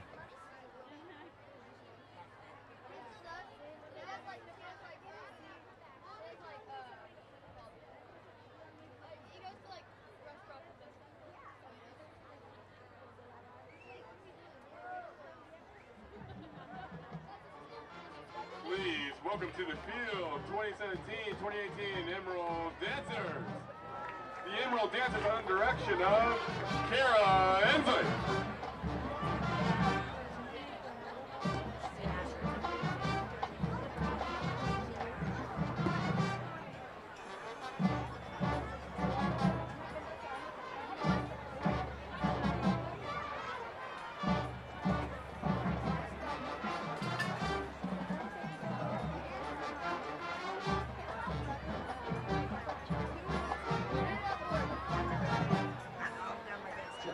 The Emerald Dancers are led onto the field by Social Officer Kylie Edmondson, Vice President Marion Loyola, President Maggie Lesturgeon, Lieutenant Audrey Montgomery, Lieutenant Laurel Wood, Co-Captain Ryan White, and Captain Sophia Mink.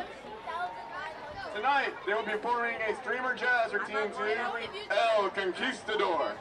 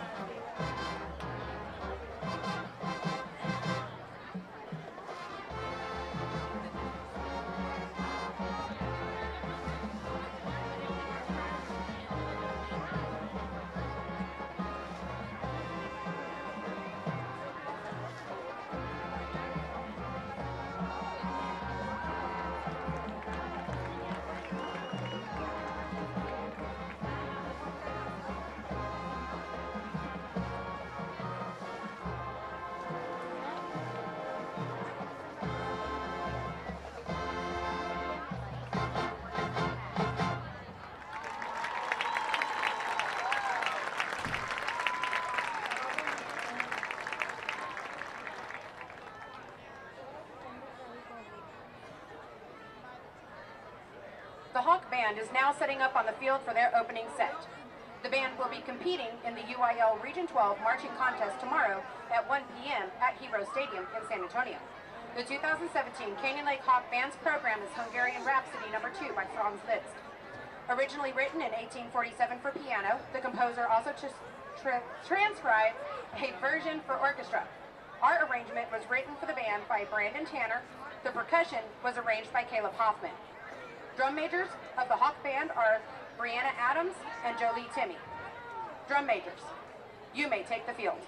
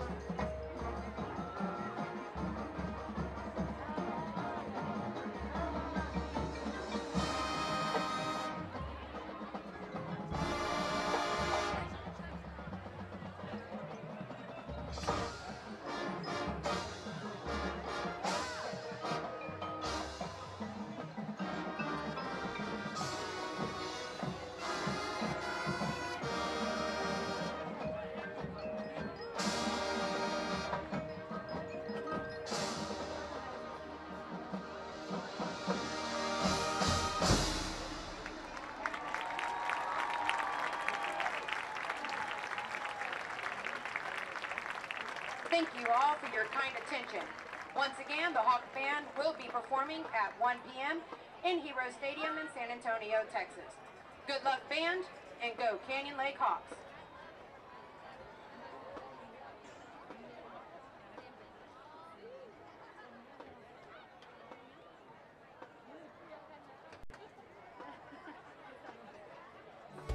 Whether you're looking to build a new home, buy your first car, or follow your dream of being your own boss, let a neighbor help you.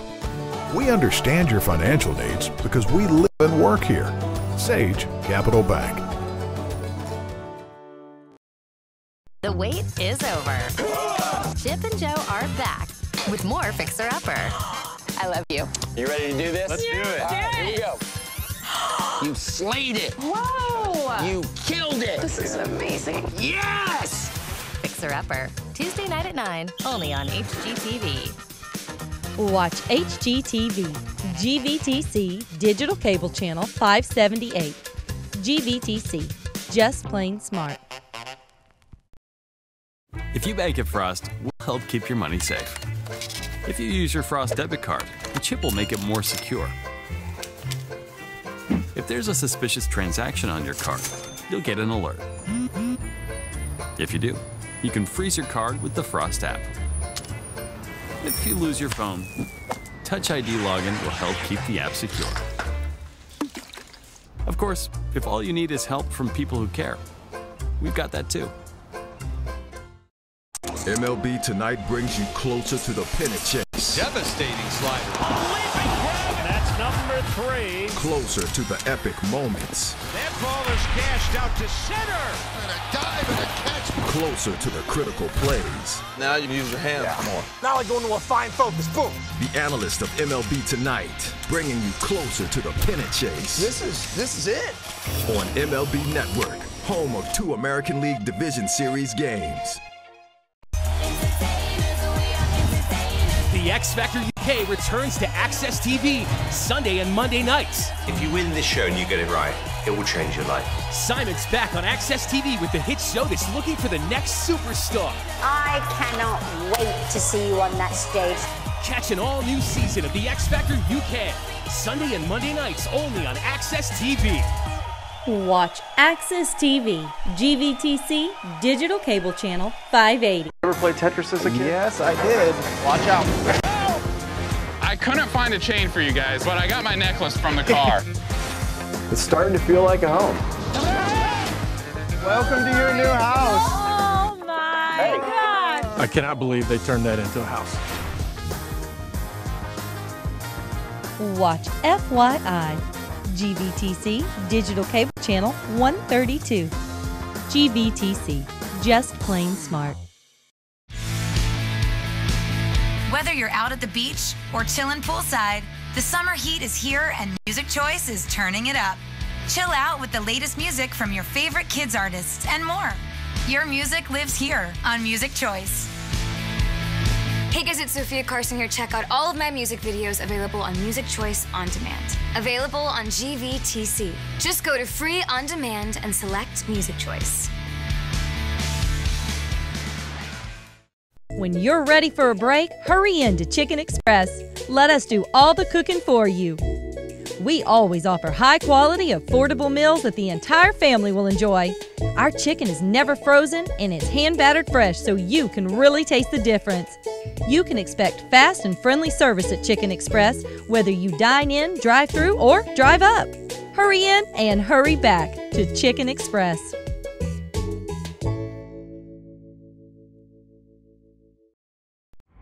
The all-new Nissan of New Braunfels.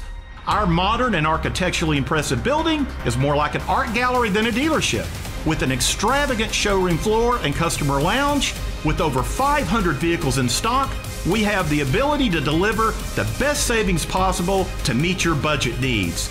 It's our pleasure to serve you in New Braunfels and the surrounding Hill Country communities. The all-new Nissan of New Braunfels, you've got to see this place. Homecoming 2017 at Boerne High School in Boerne, Texas. We're at the break with the Canyon Lake Hawks out in front of the Boerne Greyhounds, 21-7. You might have heard me tease it as we went to halftime. If you ask each of these players tonight who's helped them, who's partly responsible for their successes on the field and in the classroom, of course you'd get a variety of answers.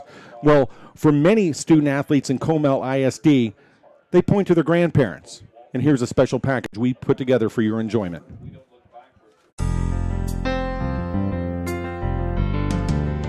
Each year, Comel Independent School District takes time to recognize grandparents and their role in our students' lives. September is Grandparents Month, and to celebrate, Grandma and Grandpa are invited into the schools to spend time in the classroom and even have lunch with their special little one. We are here today celebrating Grandparents' Day.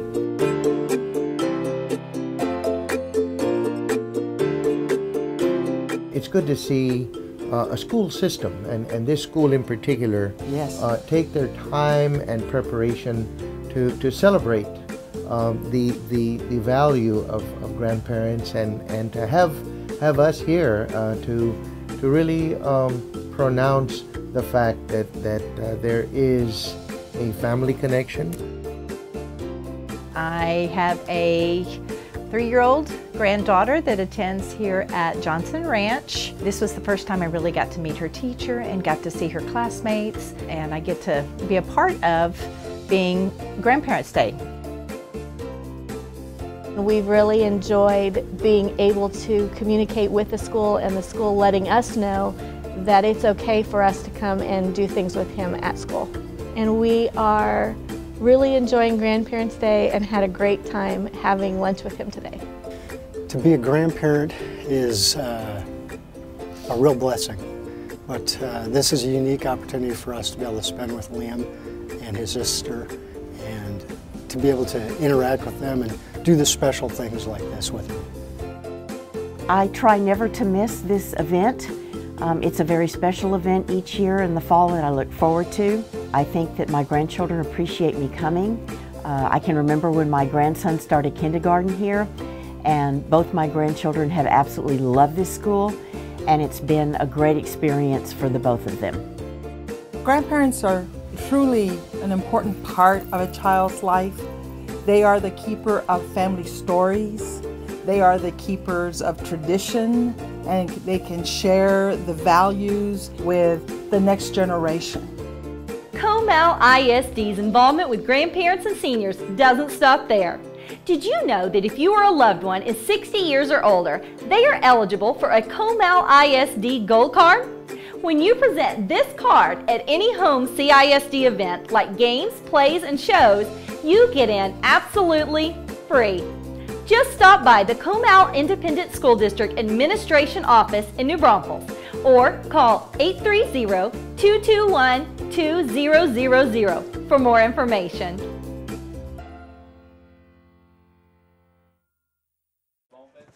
We're back again at the ISD Stadium in Boerne, Texas, as the homecoming court is being announced here on the field. And first 2 quarters of football, a lot of Canyon Lake Hawks 21-7 over the Boerne Greyhounds at the moment. Bill Culhane along with Jeff Ganny. And Jeff just saw a moment ago here on the Hawks Network, a lot of fans here at Boerne ISD Stadium, but it looks like with that gold card, a tremendous opportunity for folks to go to all home events, and it looks like it's pretty easy. You just go to comelisd.org and get your gold card, and all of a sudden you're cheering on Comel ISD teams. I mean, pick and choose the sport, pick and choose your team, and go and enjoy the entertainment, enjoy the sport, and support your community. Support the kids. That's the main thing. You're supporting the kids.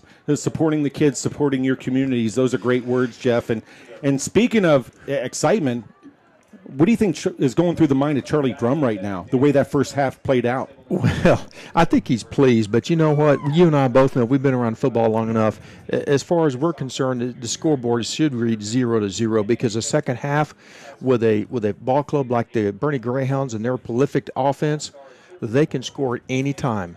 But to get back into the first half, you know what? Canyon Lake did a lot of good things. Probably implemented the strategic plan very, very well, and that's running the football, changed up the formations, keeping the defense off balance, running a lot of the same plays but with different formations, and tackle over was very effective in running the off tackle running plays, and also special teams turnover on the kickoff. That was huge. It gave great field position for the Hawks to be able to score there late in the second half. And plus, I want to also just give a shout out to Coach Drum. That was a gutsy call on that tight end hot pass to JT Green for that first down. Yeah, everything the Hawks have dialed up here in the first half has worked. And when you look at the drive chart of the first 2 quarters of football, it's amazing. If you eliminate the final possession that Canyon Lake gained by virtue of the Reno recovery on the muff kickoff return, Canyon Lake scored on all 3 offensive drives of the first half. The Hawks started off the ball game after a penalty on their kickoff return, started their own 13-yard line, and Ferris was able to run it in from 7 yards out for an early Hawks lead. Lorette with the kick, 4:24 to go in the first quarter. The Hawks were up 7-0. That's right. The Hawks took 7 minutes and 36 seconds off the clock on the very first drive of the ball game. Boerne punted on their ensuing possession, their first possession of the ball game. The second time Canyon Lake owned the football, they started their own 19-yard line, and it was a 40-yard pass unofficially from Fulton to McDonough. McDonough took it up the sideline, did a tiptoe act, got a good block, 13-0 Hawks with 8:52 to go in the second quarter, and Lorette was again good on the extra point. Boerne, they were able to answer back, put together a 73-yard drive of their own, punctuated by a 1-yard touchdown run by Ryan Hart, the senior, for his first touchdown of the season. On the ensuing drive, again, Canyon Lake pinned deep in their own territory, started at their own 15-yard line, moved the ball down the field systematically, eating up the clock, and Chacon raced in from 10 yards out unofficially. Lorette good with the kick again, and Canyon Lake 21-7 with 22 seconds to go in the first half, and that's when the muff kickoff return occurred. And you talked about it in the pregame, Jeff. This was going to be a contrast in styles. Coach Drum and the Hawks wanted to have long, time-killing drives resulting in touchdowns. You talked about how important 7 was compared to 3. I'm not a great mathematician, but I can do that math. Again, I'm kind of startled on how effective the game plan has been for Coach Drum and the Hawks to this point. Well, I mean, that's what they do. That's what they do really well. I mean, they're not going to sit there and throw it down the field. They're built to run the football. You know, when you look at the other side of the field, though, Bill, I mean, what does the Greyhounds do differently? I bet you the talk in the locker room probably more on the defense. What do we need to do to adjust defensively to put more bodies where we think the ball's going to be? You talked about run fits. And then the other thing is make sure you're in your gap and stay in your gap. It's gap control, because what we've noticed in the second quarter, a lot of the Greyhounds were overflowing the football, and that where Ferris was just cutting back. How important is eye discipline? You played a lot of linebacker in your life. How important is it, one, to focus on your keys, but to have good eye discipline? Absolutely, because what you want to do is always keep inside-out pursuit. Even at the line of scrimmage, it's inside-out pursuit, because everybody has a position a job to do, and it's a gap control. And that 34 defense is the base defense that the Greyhounds run. You've got to control your gap. And the defensive linemen, since there's 3 of them up there, it's called a 2-gap defense, so they can go either way. So it's important that you don't overrun the football as a linebacker. You have eye and feet coordination, and you go inside-out pursuit. The Boerne homecoming crowd waiting for Brooks Klutz, the senior quarterback, and the offense to get going for Boerne. Klutz coming into the game, 24 touchdowns, and his head coach, Mike Dormady, knows a thing or two about quarterbacks and passing offense. As a matter of fact, most of you know Coach Dormady's son, Quentin, is a quarterback at Tennessee after starring here at Boerne in both football and baseball. Boerne will have opening possession of the third quarter. The Hawks come out in their road white uniforms, Boerne in their home gray uniforms. It'll be Lorette to kick off, left to right. The temperatures now have dipped below 70, but it is an absolute beautiful night here in Texas as we sneak up on the end of October. Not even a wisp of wind. As you look at the flags atop the goalpost, right. Mother Nature, there was some rain this morning, some mist this morning, but that is long gone, and we're ready for the second half from Boerne BISD Stadium. Well, the Greyhounds moved Douglas Hodo up to this little pooch area, thinking that he's going to be able to field the football. Lorette to kick it away. This one end over end comes down to a man at the 13-yard line. Comes between the hash marks, now comes near side, able to break a tackle at the 20. Towards the boundary, gets a block out over the 25 to the 27-yard line. On the return for the Greyhounds was Cole Boyd, the junior quarterback wide receiver. And that's where Brooks Klutz and the Greyhound offense will set up shop 1st and 10 from their own 28-yard line. Boy, Nick Rivera on the kickoff team for the Hawks had a clear shot on the ball carrier, just overshot him, and the ball carrier was able to brush off the would-be tackler, made a nice gain out of it. What did John Wooden, basketball coach, used to say? Be quick, but don't be in a hurry. There you go. Klutz in shotgun, 3 to the right, a back offset to his left. 5-man front and a whistle. A false start against the Greyhounds will get this drive off to an inauspicious start. We didn't have many flags in the first half. And the flags that were thrown seems like it always hurt the Hawks more than the Greyhounds. I guess I should have clarified. Not many flags against Boerne. That's a good point there, Jeff. Same formation, 3 out to the right. Klutz, the senior quarterback. Leading passer in District 14 4A Division I. Looks to throw here. Fires near side. Has a man at the 30. Almost able to wiggle out of the tackle is Connor Fisher. Finally wrestled down at the 31-yard line. A gain of 4. Fisher came in leading the team in receptions with 34. Has 7 touchdown grabs on the year for the senior. Nice call throwing backside him when he had man-to-man. Handoff off left guard. A lot of room for Hart. Over the 40-45 into Hawks territory. Is wrestled down by Lorette from behind. Out of bounds at the 41-yard line. And I think this one's coming back. There was a wide gap there off a left guard. And Hart exploited it. It's coming back. It would erase a gain of 29 yards on the play. And it's coming back, much to the chagrin of Mike Dormady and the homecoming 2017 crowd. You know, the only time we saw the Greyhound offense really get in its rhythm was when they really got out there and they had that long run by Hart, and they went in and actually scored in the first half. Other than that one drive, we've seen them just kind of stumble and pumble around. They haven't got the rhythm yet. 2nd and 17, trips to the right. Hart, the back offset to the right of Klutz. Back to pass.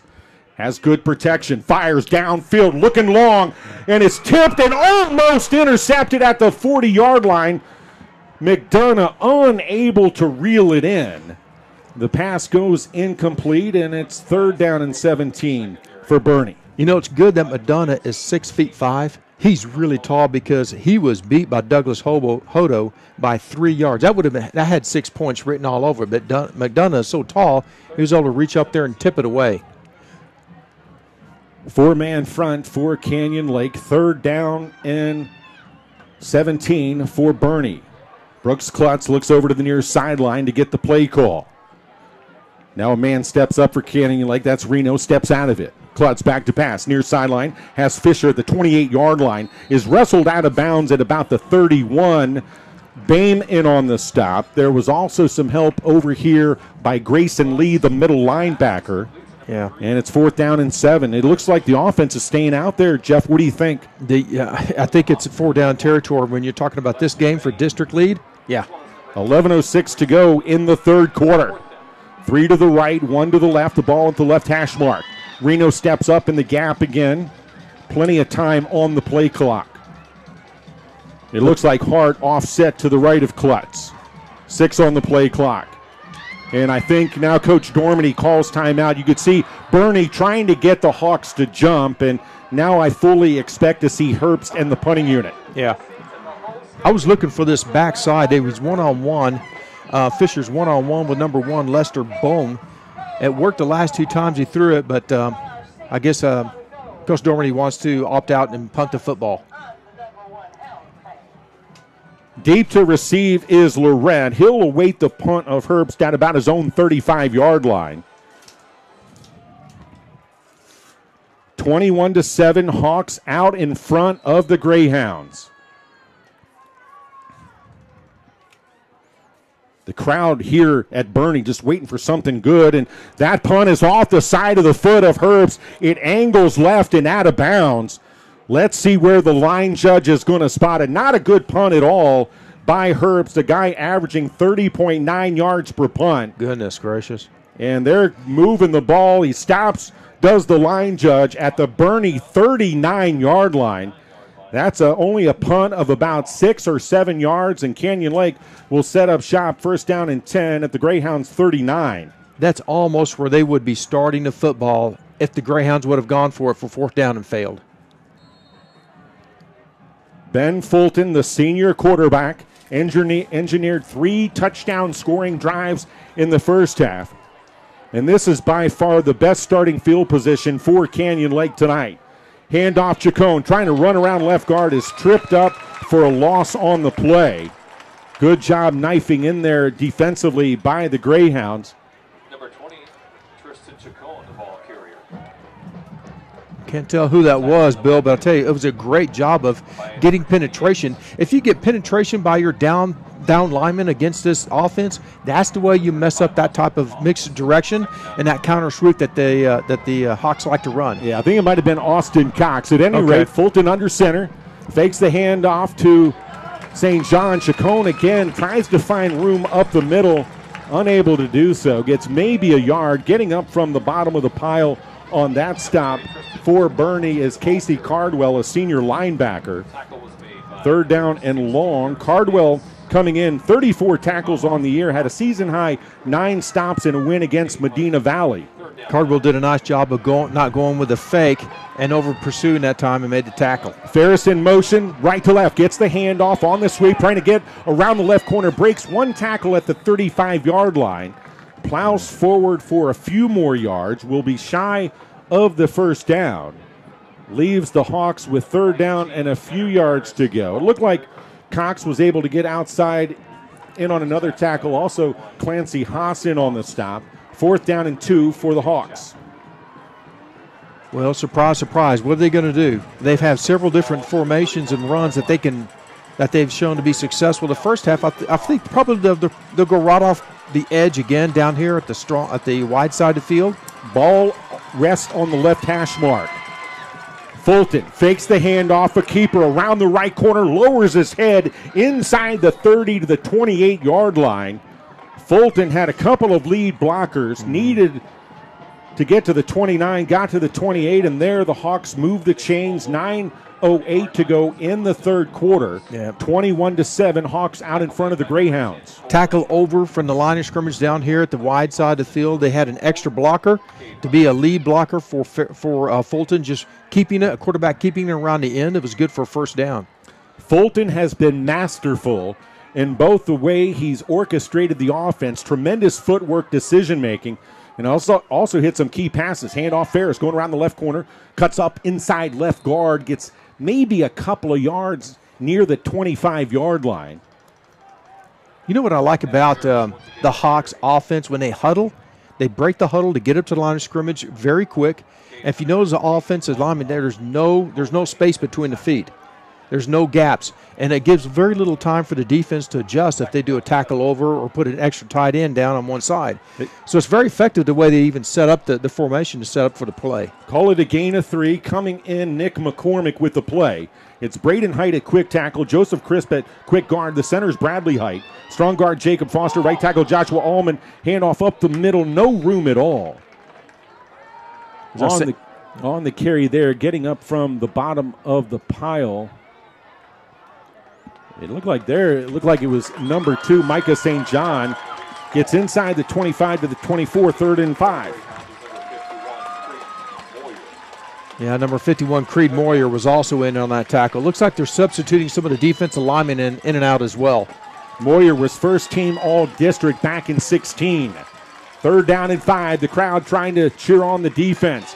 Handoff. Lorette coming around right corner, waiting for a lead block. Gets it up the near sideline, inside the 20 to the 19, maybe the 18. Let's see where they spot it.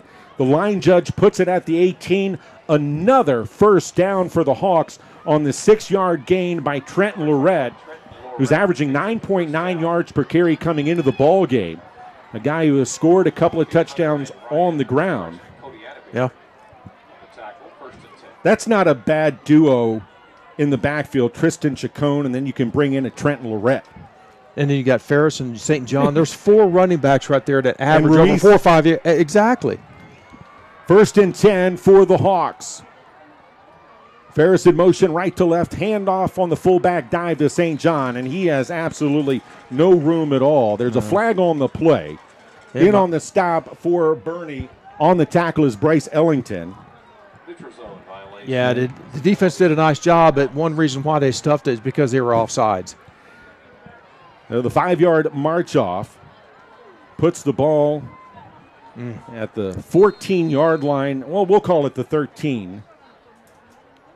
First down and 5, I beg your pardon, for the Hawks, who lead 21-7, 7:05 on your running third quarter clock.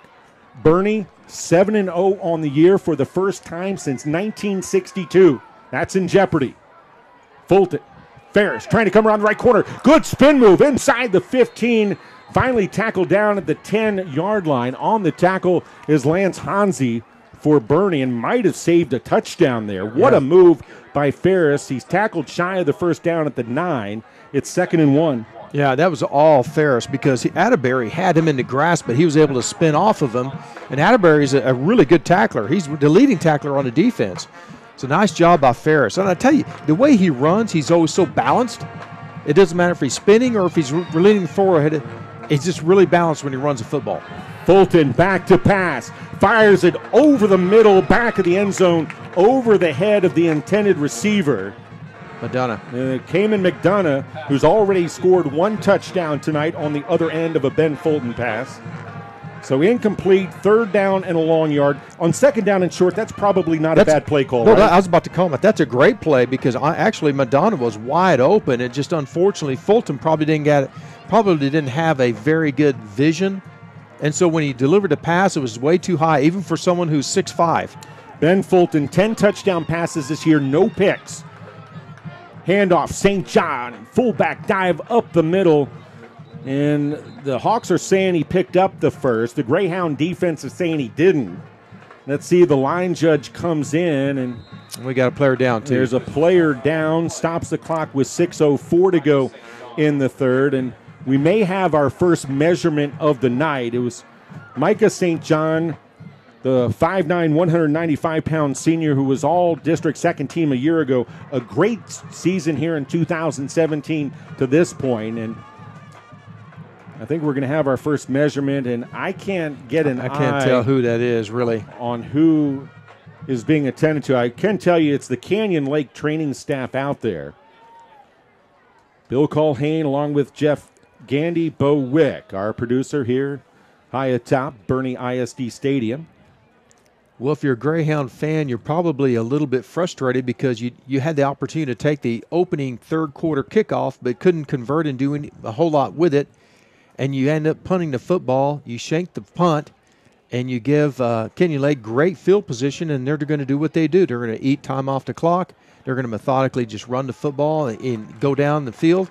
And that's what we've seen happen so far this third quarter. It's Joshua Allman, a 5'9", 230-pound junior, the strong tackle for Charlie Drum and the Hawks.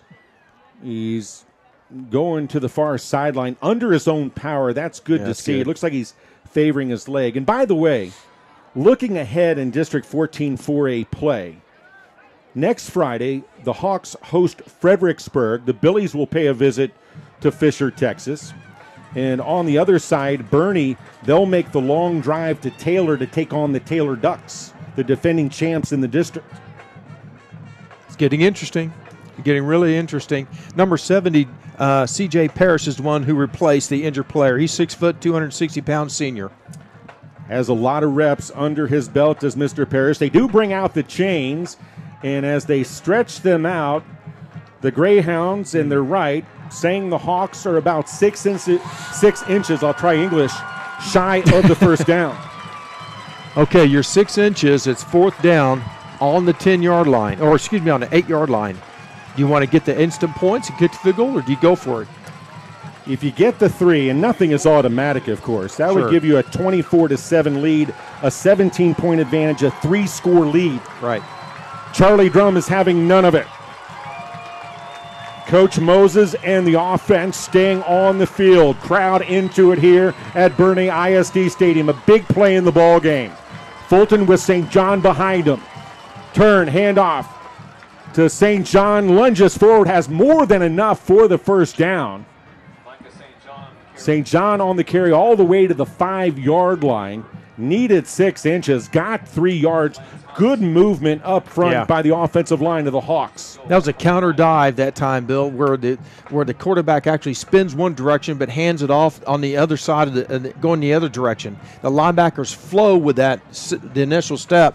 There was not a linebacker to be able to fill the hole that time. First down and goal from the 5, already leading 21-7 the Hawks. Fulton, St. John gets it again, up the middle again, gets a couple of yards to maybe the 3-yard line. Look like Boerne getting in on the stop from the bottom of the pile. It looked like number 44, Kate Hunter, who's been active tonight. Mm-hmm. And second and goal, the ball just outside the 3-yard line, a couple of steps inside the right hash mark. You notice now Coach Drum is taking his sweet time getting the plays in, eating as much as the clock as he can. 5 minutes to go in the third frame. Fulton with St. John behind him. Turn, fakes the handoff. Fulton takes it himself up the middle, leans down to near the 1-yard line before he's tripped up. Stops shy of the goal line. It'll be third and goal. The ball actually outside of the 1-yard line. Interesting, 3 straight plays right up the middle. You would think they'd try to hit the edge with their speed and quickness and the way they've been extremely effective all night long, but down here on the goal line, you let it go right up the middle. Creed Moyer on the stop for Boerne. He's also had a nice ball game for the Greyhounds.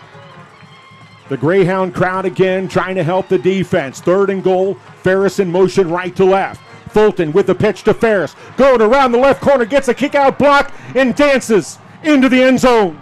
Touchdown. Canyon Lake, wings up Hawks. Beautiful play. They caught to the edge really quick on that little quick pitch out to Ferris. And Ferris had nothing but the green real estate right into the end zone. That was a nice looking play. Well executed by the line of scrimmage, interior lineman. Good kick out block that time by Chacon. Well played. Fulton to hold, Lorette on for the try. Boerne almost caught with too many men on the field. Here's the snap to hold the kick. It's up between the pipes. Your new score from Boerne. 4:08 to go in the third. Canyon Lake 28, Boerne 7. We're back in a moment. This is Canyon Lake Hawks football on the Hawks Network.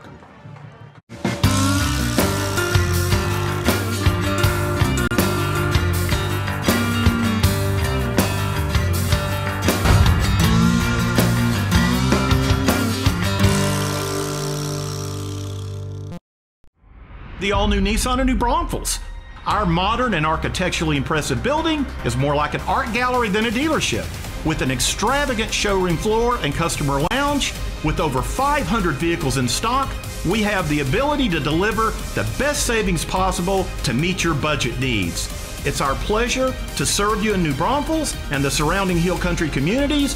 The all-new Nissan and New Braunfels, you've got to see this place. Whether you're looking to build a new home, buy your first car, or follow your dream of being your own boss, let a neighbor help you.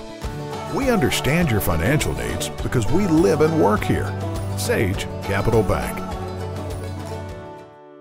Ferris with his second touchdown of the night, 12th score of the season, 28-7. Canyon Lake out in front. Canyon Lake on that drive, a 39-yard drive that took 6:51 off the clock. Lorette with the kick. Comes down to the man at the 10, 15, near sideline 20. Dances inside to the 25, 30-yard line, is shoved down at the 31. On the return was Robert Sherwood for Boerne. on the stop. Lorette was there. Stafford was there. Nick Rivera, a sophomore, 5'11", 160-pounder in on the stop. And now, is there any panic for Boerne now, Jeff?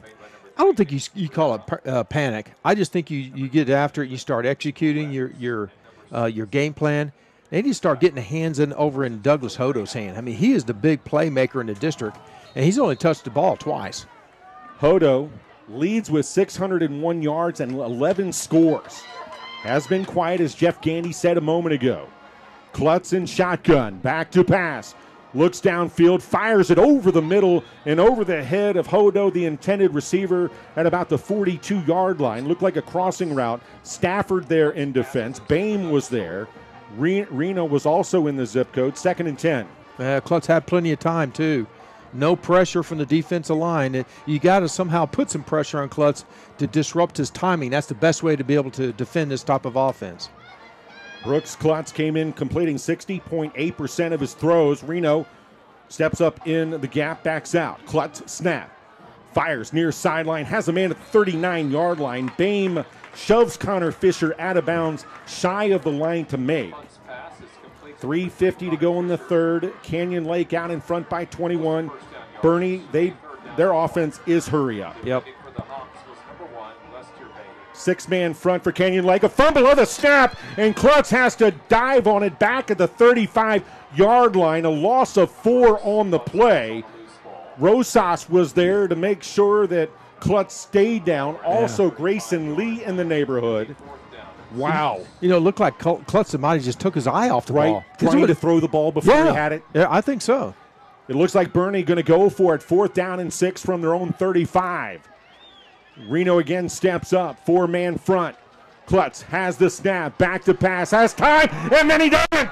Coming in from behind on the sack, Ross Snowden, the 6'2", 210-pounder, got in from behind. Snowden leads the team with 14 tackles for a loss coming in. Now has a team-high 4th sack on the year, and it's Hawks football.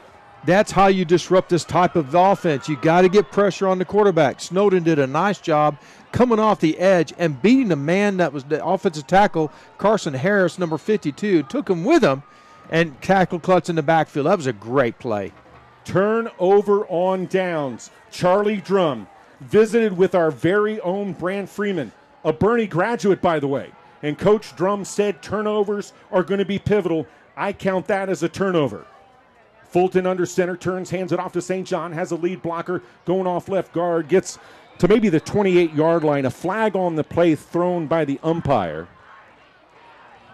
It looks like holding, yes. Came from the back judge. That's usually going to be holding. And a referee does indicate. Yeah.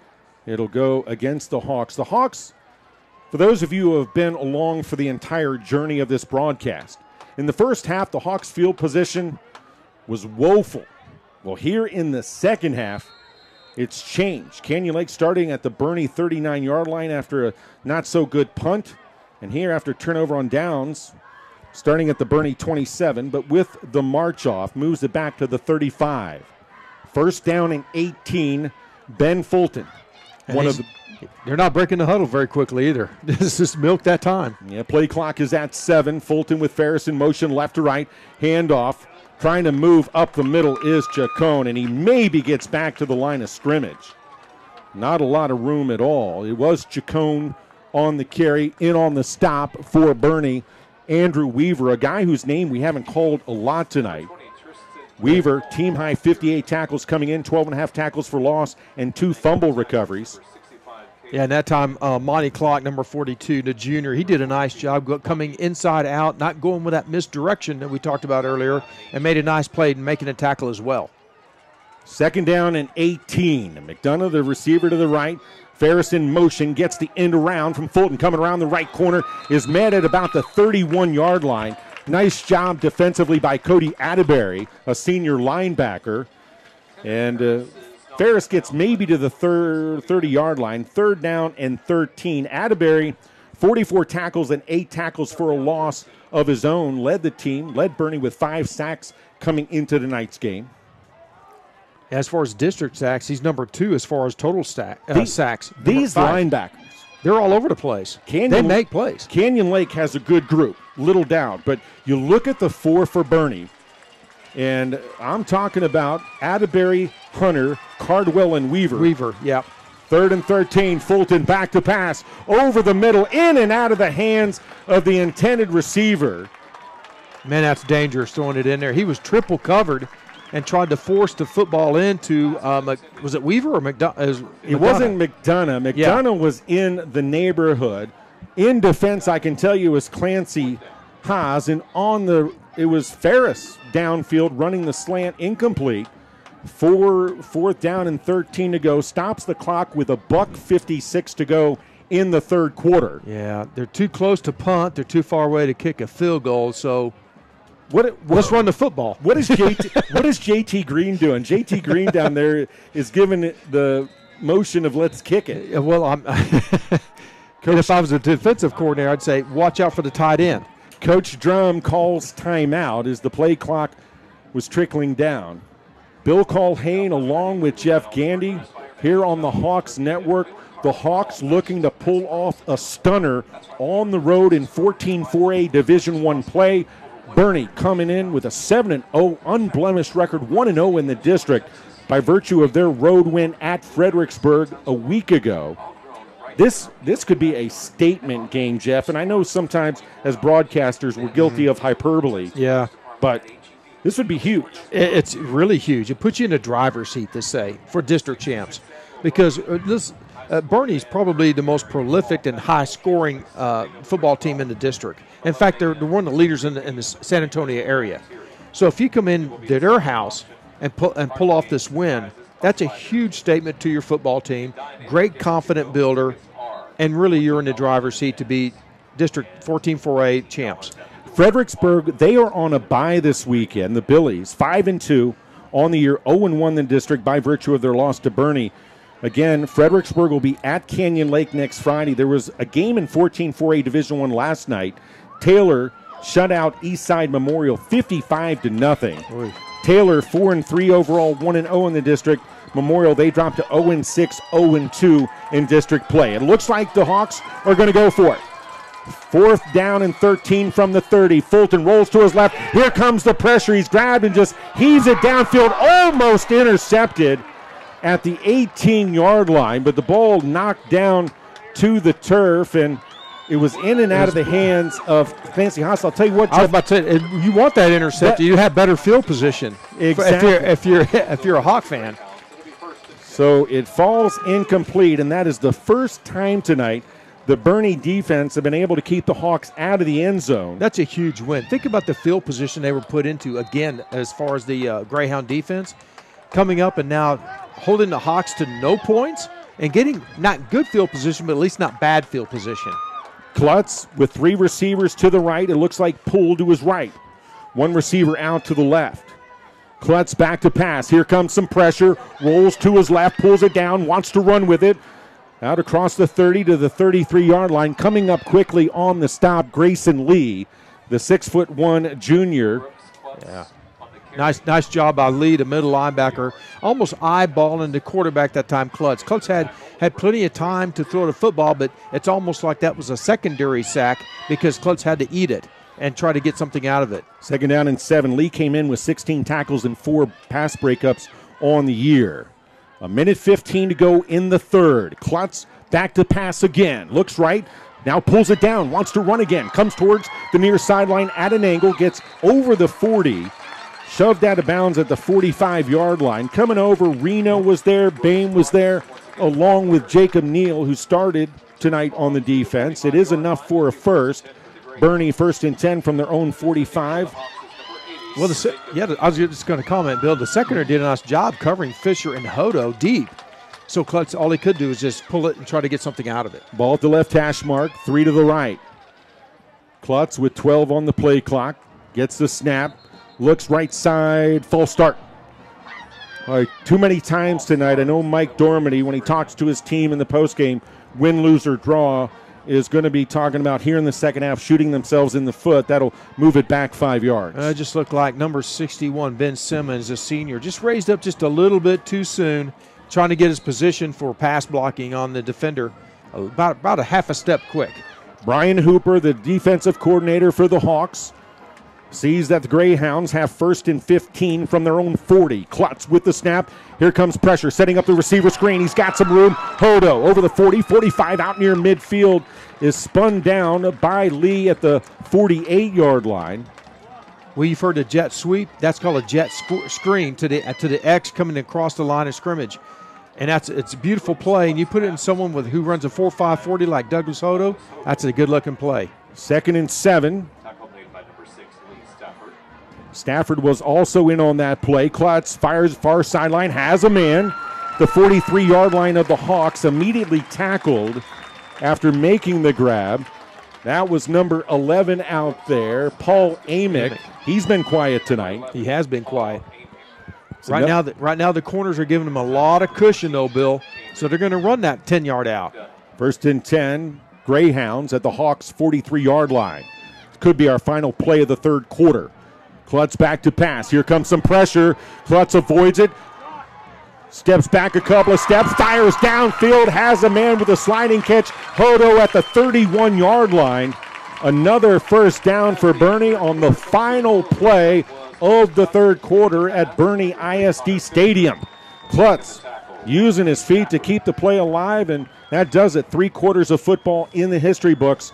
Don't go anywhere. Fourth quarter coming up. It's the Hawks 28, the Greyhounds 7. We're back in a moment. This is Canyon Lake Hawks football on the Hawks Network. What's the plan? What I'm asking you to do is dangerous. It's really in your head. I need Rhodes gone. I can't be seen with you. Showtime, folks.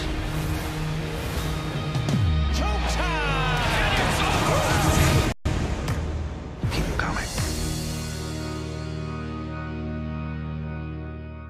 The wait is over. Chip and Joe are back with more Fixer Upper.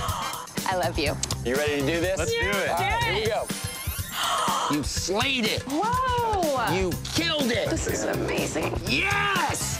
Fixer Upper, Tuesday night at 9, only on HGTV. Watch HGTV, GVTC, Digital Cable Channel 578.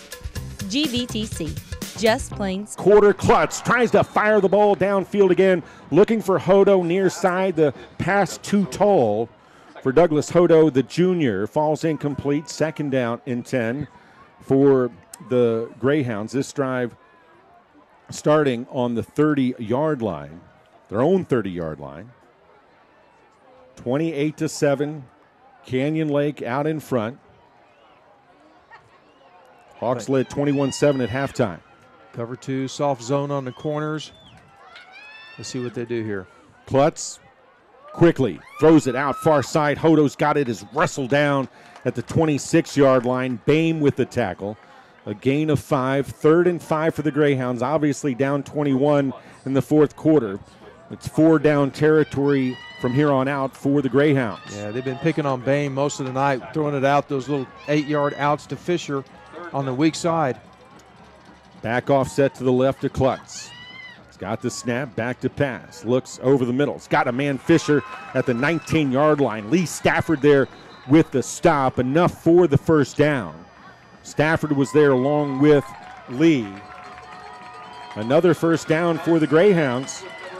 A team, I said it, averaging 36.1 points per game. Passed for 326 yards in the win at Fredericksburg a week ago. Press coverage near side by McDonough. Klutz looks left side, pump fake. Flushed out of the pocket. Here comes Snowden, and Klutz just throws it away. Yeah. Went over the head of an offensive lineman. 2nd down and 10. Bill, he was. I tell you what, Klutz was looking for a Fisher out there on the wide side of the football field, but he was covered very nicely by Bame, so he had to try to look off to his 2nd and 3rd receiver checks, and they were covered. He just had to eat it because Snowden was coming down on him. Snowden had a big sack earlier in the half, and some of the crowd here at Boerne ISD Stadium thought Snowden delivered a late hit on Klutz. Don't know that I agree. 3 receivers out to the left, 1 to the right. Klutz gets the snap, back to pass. Screen near side, has pull, 20, 15, 10. inside the 10, dives down to the 7-yard line before the tackle made by Jacob Neal. That's good for a gain of 12 yards on the play. The Greyhounds keep the drive alive. 10:50 to go in the fourth.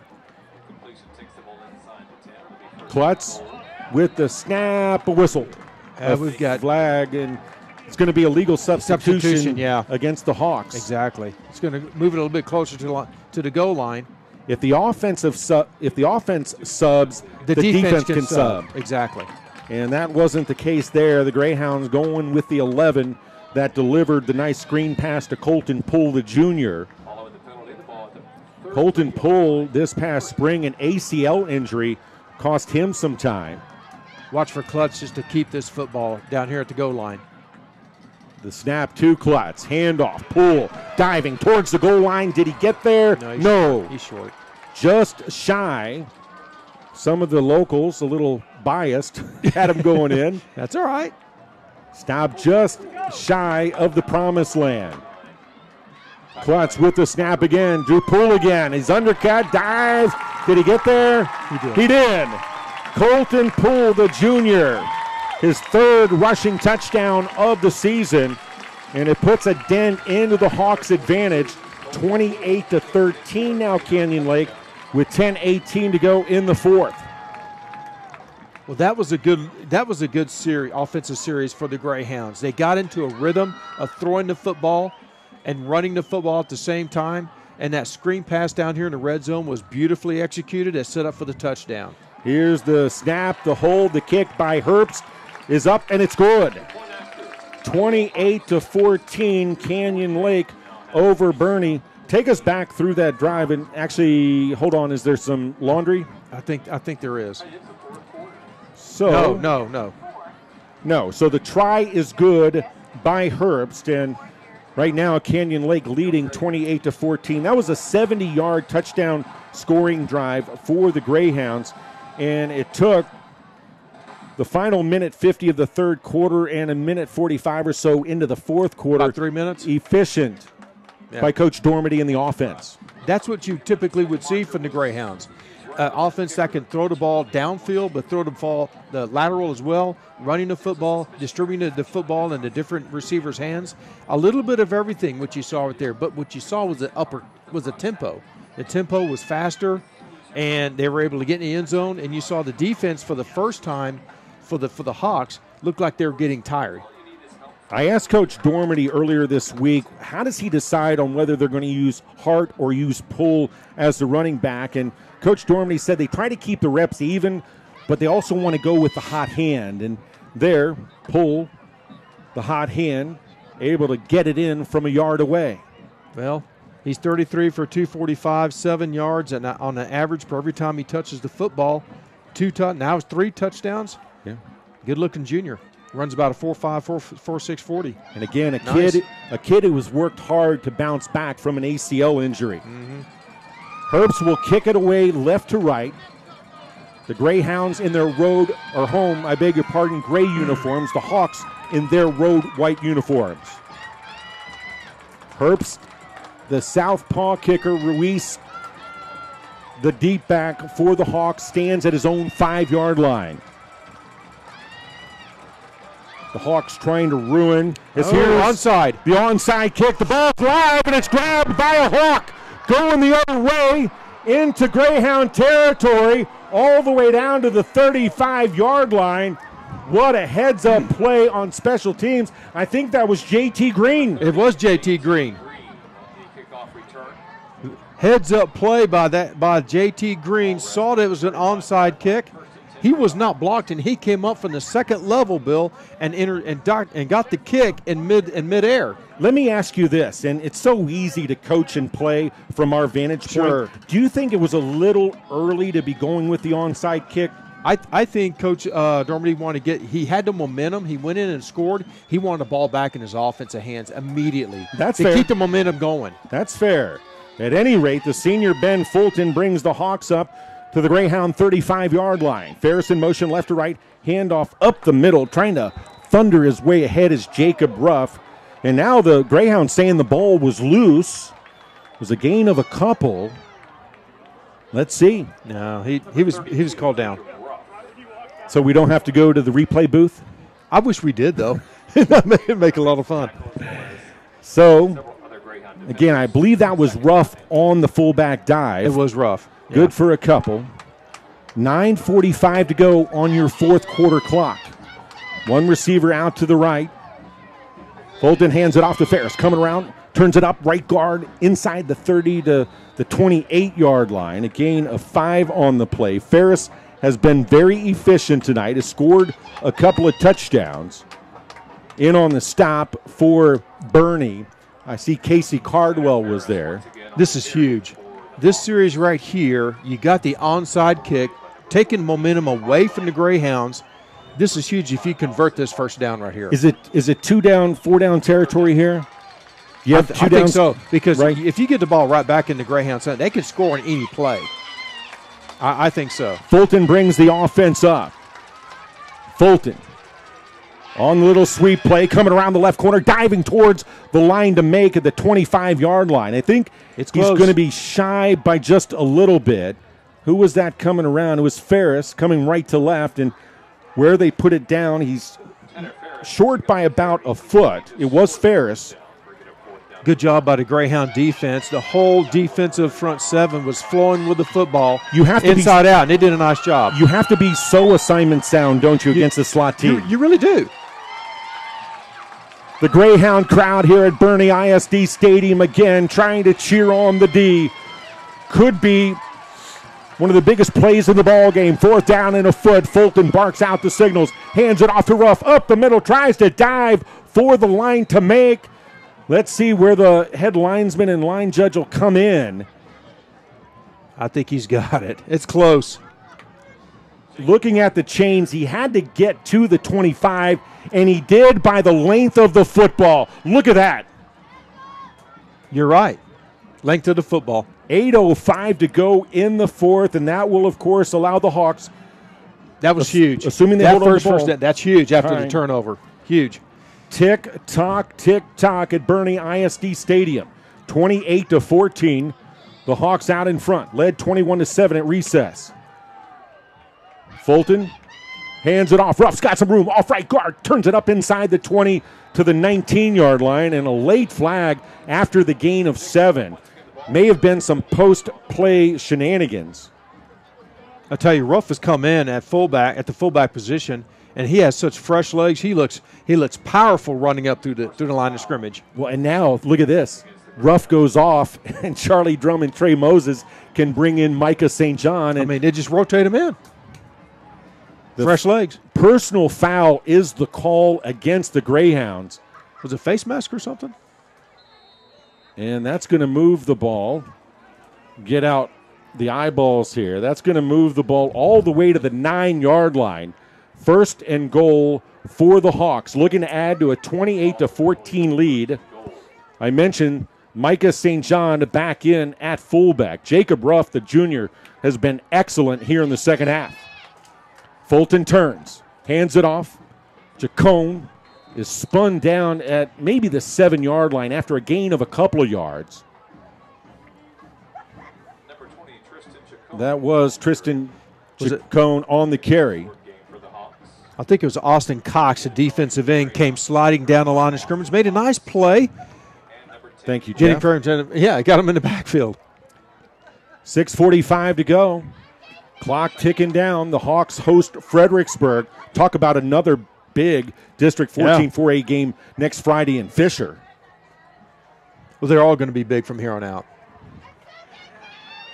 Ben Fulton, 3 on the play clock. Hands it off up the middle. St. John didn't have much room at all. Maybe gets the nose of the ball to the 5. That was St. John, the fullback. It's going to be 4th and goal, but the clock continues to tick. Each team with 2 timeouts remaining. I think it's 3rd. It's 3rd and goal. 3rd and goal. Thank you. You're right. So 3rd down and goal. I think I'd look for JT Green down here. JT Green, we've seen the play action. Yep.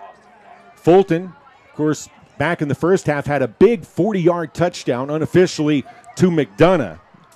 Chacon's out split wide. Fulton, back to pass, fires it over the middle and knocked down by Hunter, the linebacker, incomplete in the end zone. Was looking for Green, Coach Gandy. And he was open, too. It's just a nice play by the linebacker for the Greyhound linebacker. You have a headset. All you need is a whistle. Man.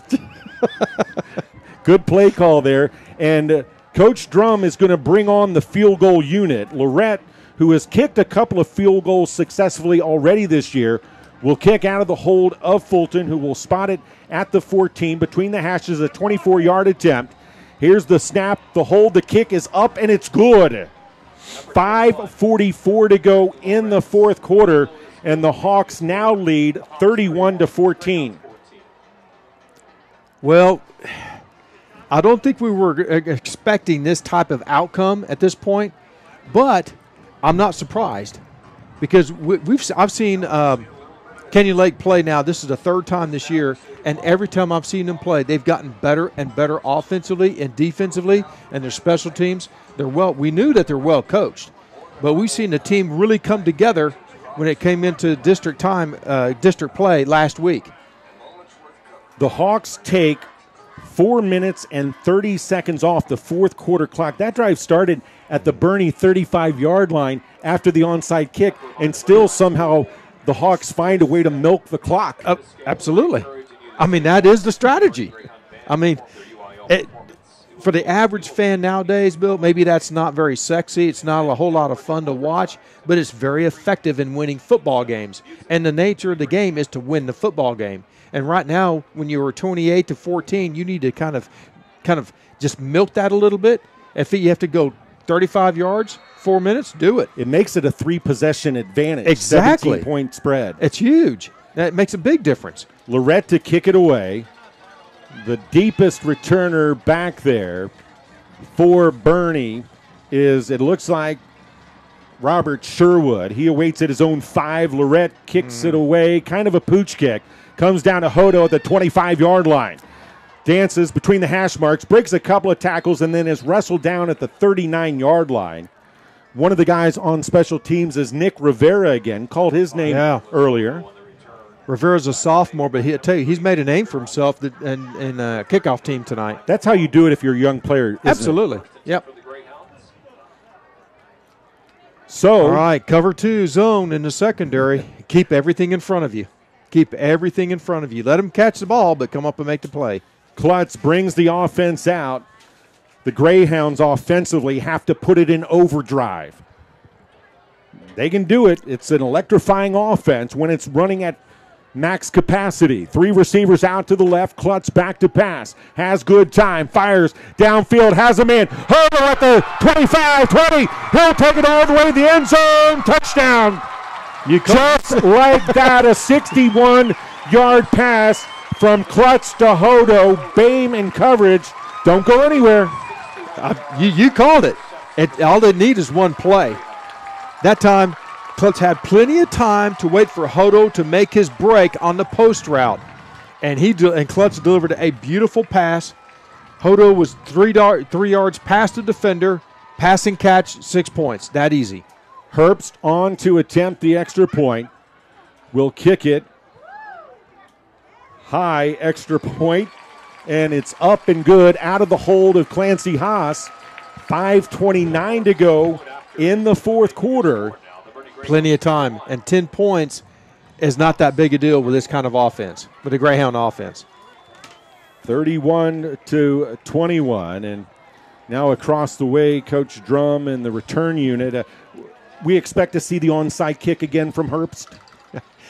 I would kick it deep and allow your defense to hold them down here and get better field position on the turnover, on the transition from the football back in your possession. You know, Bame, that was good effort. He's covering a guy with electrifying speed. Takes your breath away, Hodo. Yeah. But you do have to be deeper than the deepest, right? You got to be deep. You got to be deeper. And plus, you got to detain it.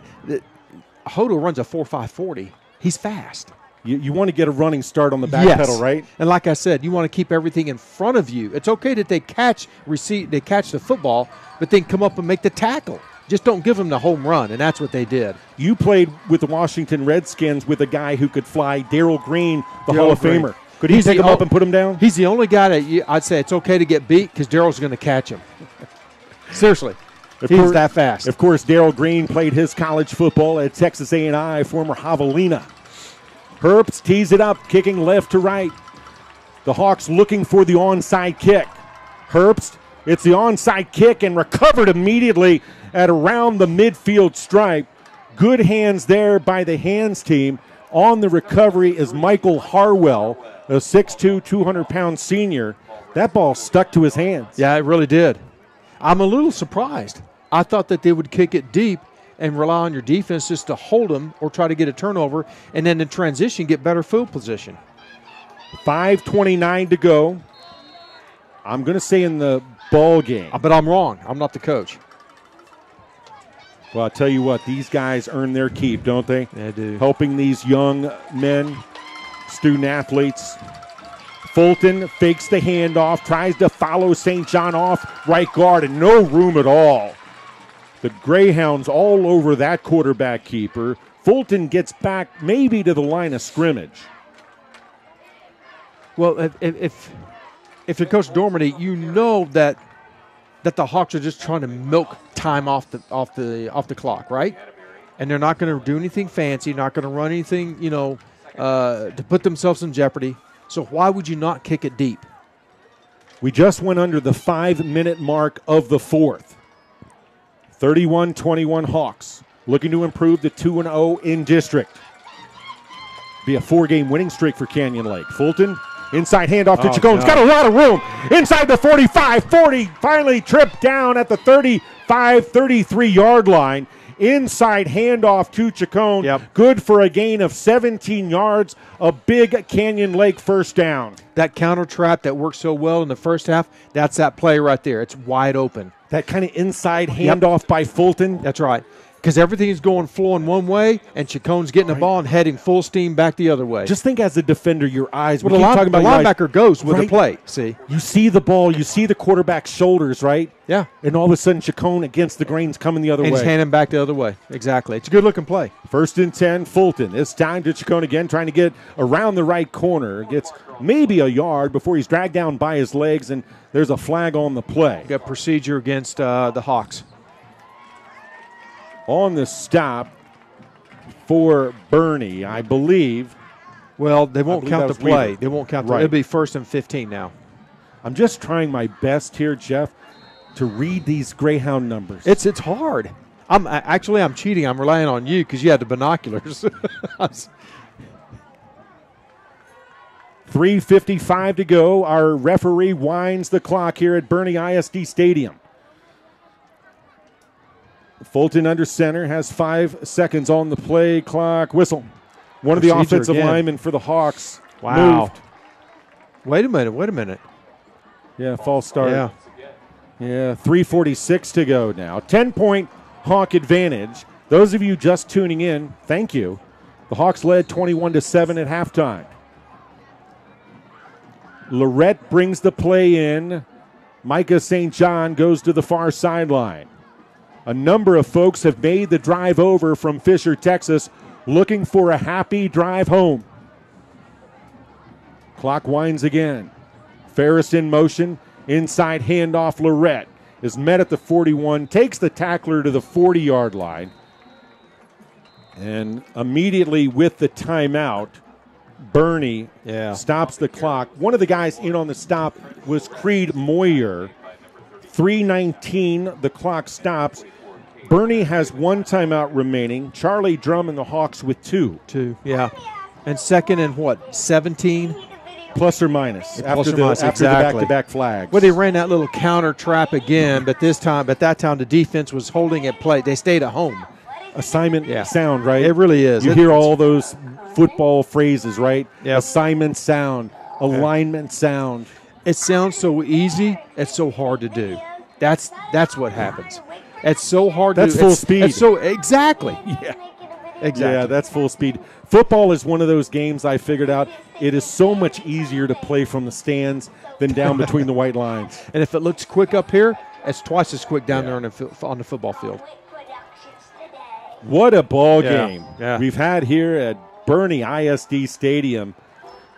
Hope you've enjoyed what, to this point, has been the hard-fought battle we expected. Well, this is this big series of downs right here.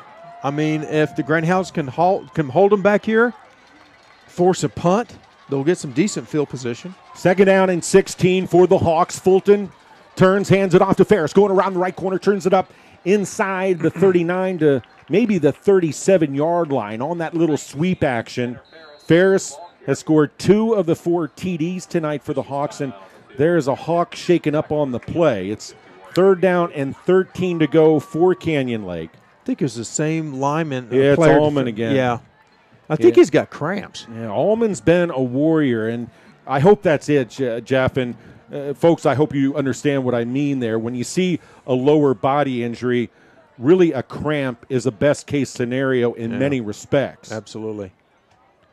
And so it stops the clock with 3:08 to go, a very respectful hush here at Boerne ISD Stadium. Mention, for Boerne, it doesn't get a lot easier as they have to make that long trek to northeast of Austin to take on the Taylor Ducks. Yeah.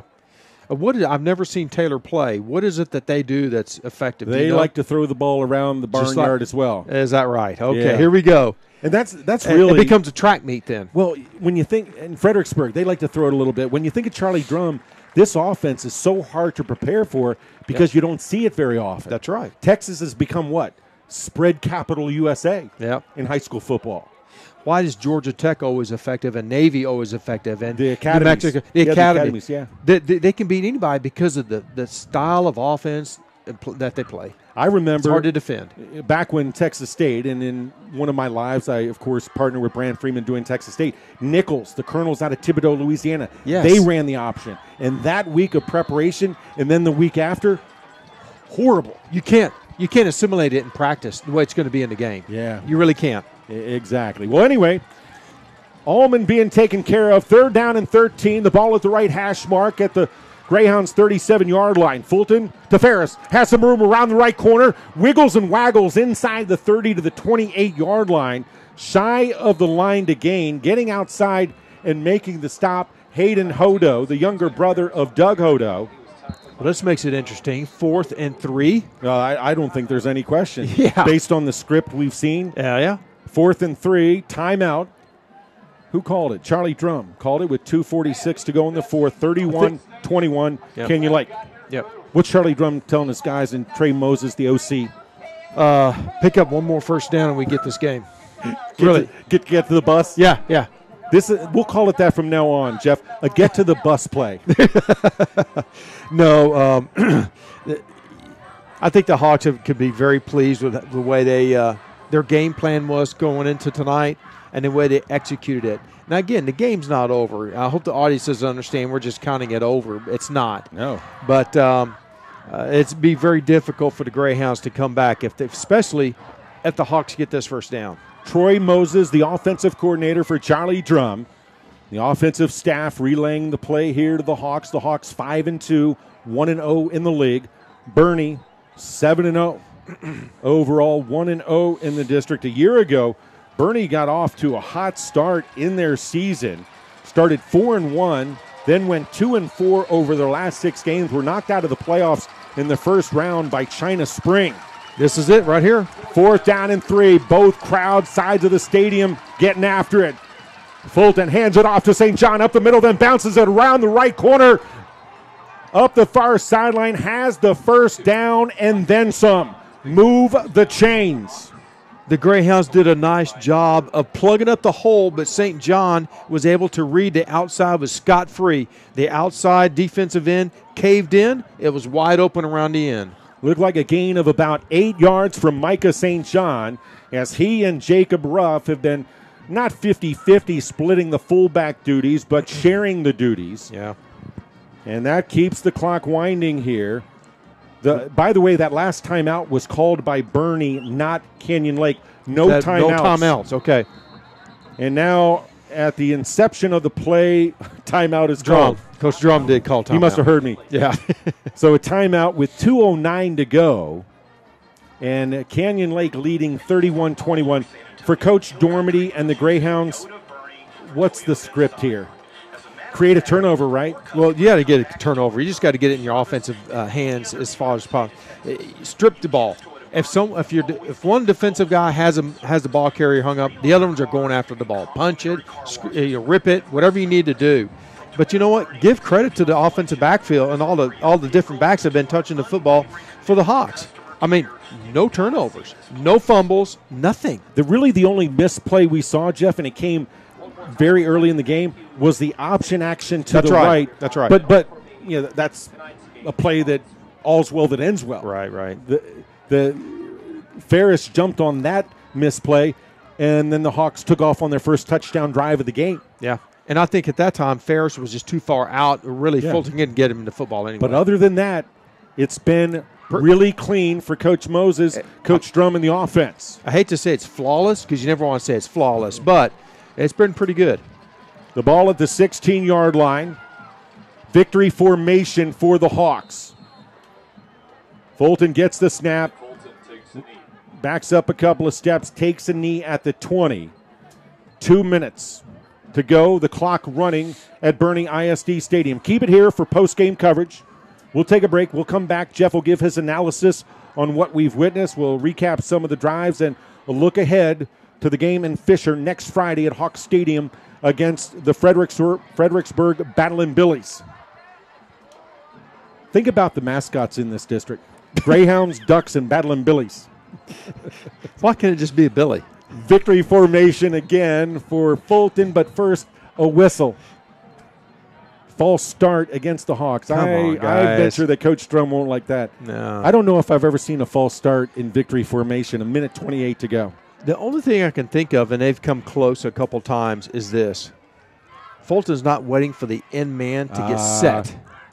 He's barking out, and he's snapping the ball. I mean, and they're not set for that second, for that count. What did David Carradine used to say in Kung Fu? Patience, grasshopper, right? Did you ever watch that show? I did. You know, you have come alive. But it's a point well taken, Jeff. Yes. You know, let your guys get set. There's no hurry. Don't be in a hurry. Let everybody get set. You're not in a rush.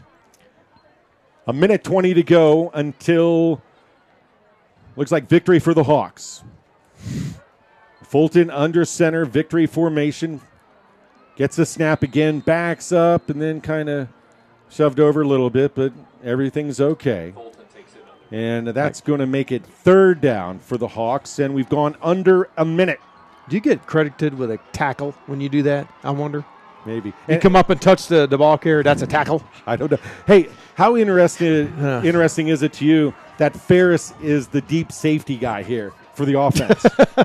He can move. He can move, exactly. If a disaster happened, who do you want running down the other guy? Your fastest guy on the team. A half a minute to go at Boerne ISD Stadium. Again, Fulton gets the snap, backs up, and the Hawks won't have to snap it again. There is jubilation across the way.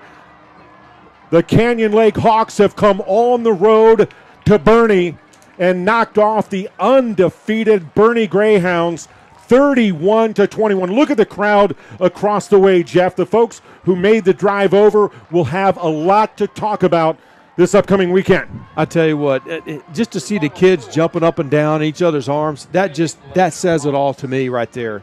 They came on the road, they played hard, executed the game plan, minimal mistakes. They deserve this win. Good for you.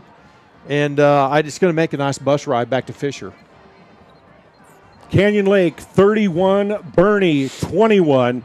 With the win, the Hawks have their record to 6-2 on the year. More important to Charlie Drum and his Hawks, now 2-0 in District 14 4A Division I.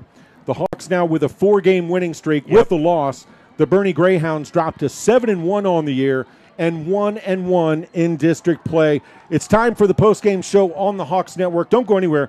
We'll come back. Jeff's going to recap things. We'll also take a look at some of the scoring drives as well. All that and more. The postgame show coming at you. This is Canyon Lake Hawks football on the Hawks Network. What's the plan? What I'm asking you to do is dangerous. Is it really in your head? I need Rhodes gone. I can't be seen with you.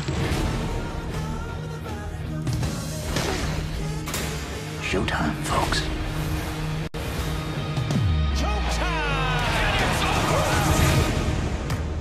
Keep them coming.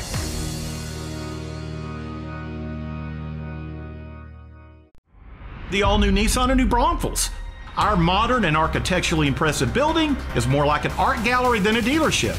With an extravagant showroom floor and customer lounge, with over 500 vehicles in stock, we have the ability to deliver the best savings possible to meet your budget needs. It's our pleasure to serve you in New Braunfels and the surrounding Hill Country communities. The all-new Nissan of New Braunfels, you've got to see this place. Coverage from Boerne, Texas. The teams and cheerleaders and staff meeting at midfield. A hard-fought 14-4A Division I contest with the Canyon Lake Hawks prevailing 31-21.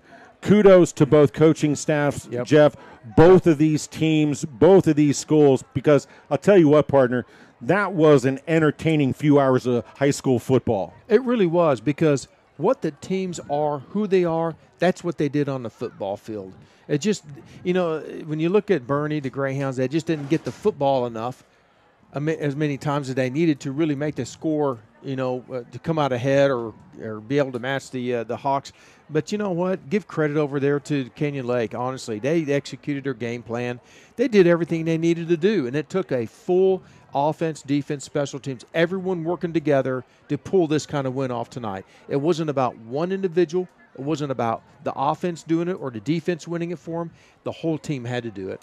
I agree with every syllable you uttered there, Jeff.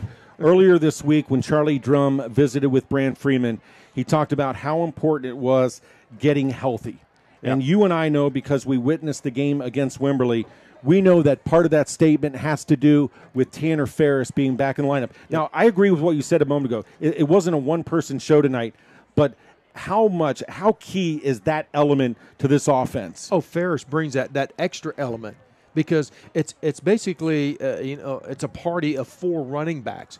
And you can, whoever has a hot hand and whatever you see that you're winning and versus the defense and the formation, you can give it to any one of four backs. But Ferris definitely gives you that extra dimension that the defense has to account for. Ferris scored the opening touchdown on the opening offensive drive of the game, added another one in the third quarter that extended the Canyon Lake lead out to 28-7. Can't forget about the 40-yard or so hookup between Fulton and McDonough there in the first quarter, or actually early on in the second quarter, I beg your pardon, that extended the lead 14-0. I thought that was key as well, Jeff. The fact that Fulton, like he did against Eastside Memorial a week ago, but a little different opponent, of course, Fulton was able to mix the pass, just enough of a threat to help that run game. Yeah, and I'll tell you, I keep going back to that fourth down call, that gutsy, quick pass to J.T. Green, the tight end.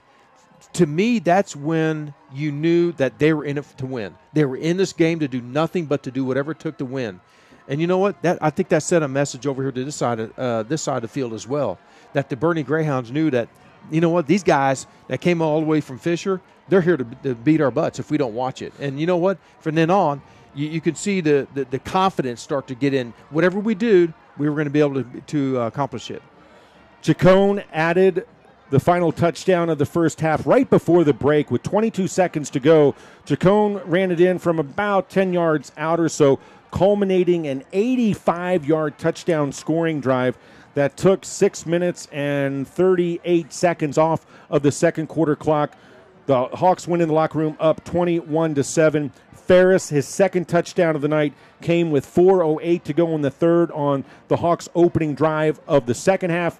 Lorette was good on all his kicks tonight, 28-7 Hawks at that point. You knew Boerne wouldn't go away. Had a 1-yard touchdown run by Poole. Lorette with 5:44 to go in the fourth quarter. The field goal that he made to extend it to 31-14 didn't seem like a big deal at that point. Yeah. It ended up being pretty big. Yeah, pretty big. And, talk about some individual plays like that really made the difference in the outcome of this ball game. I'll go back to Will Madonna, too, where it was going to be intercepted, but he was able to tip it because he's 6'5". He can get up real high and kept the defender from getting it. That to me, is the little things that makes the difference in the ball game.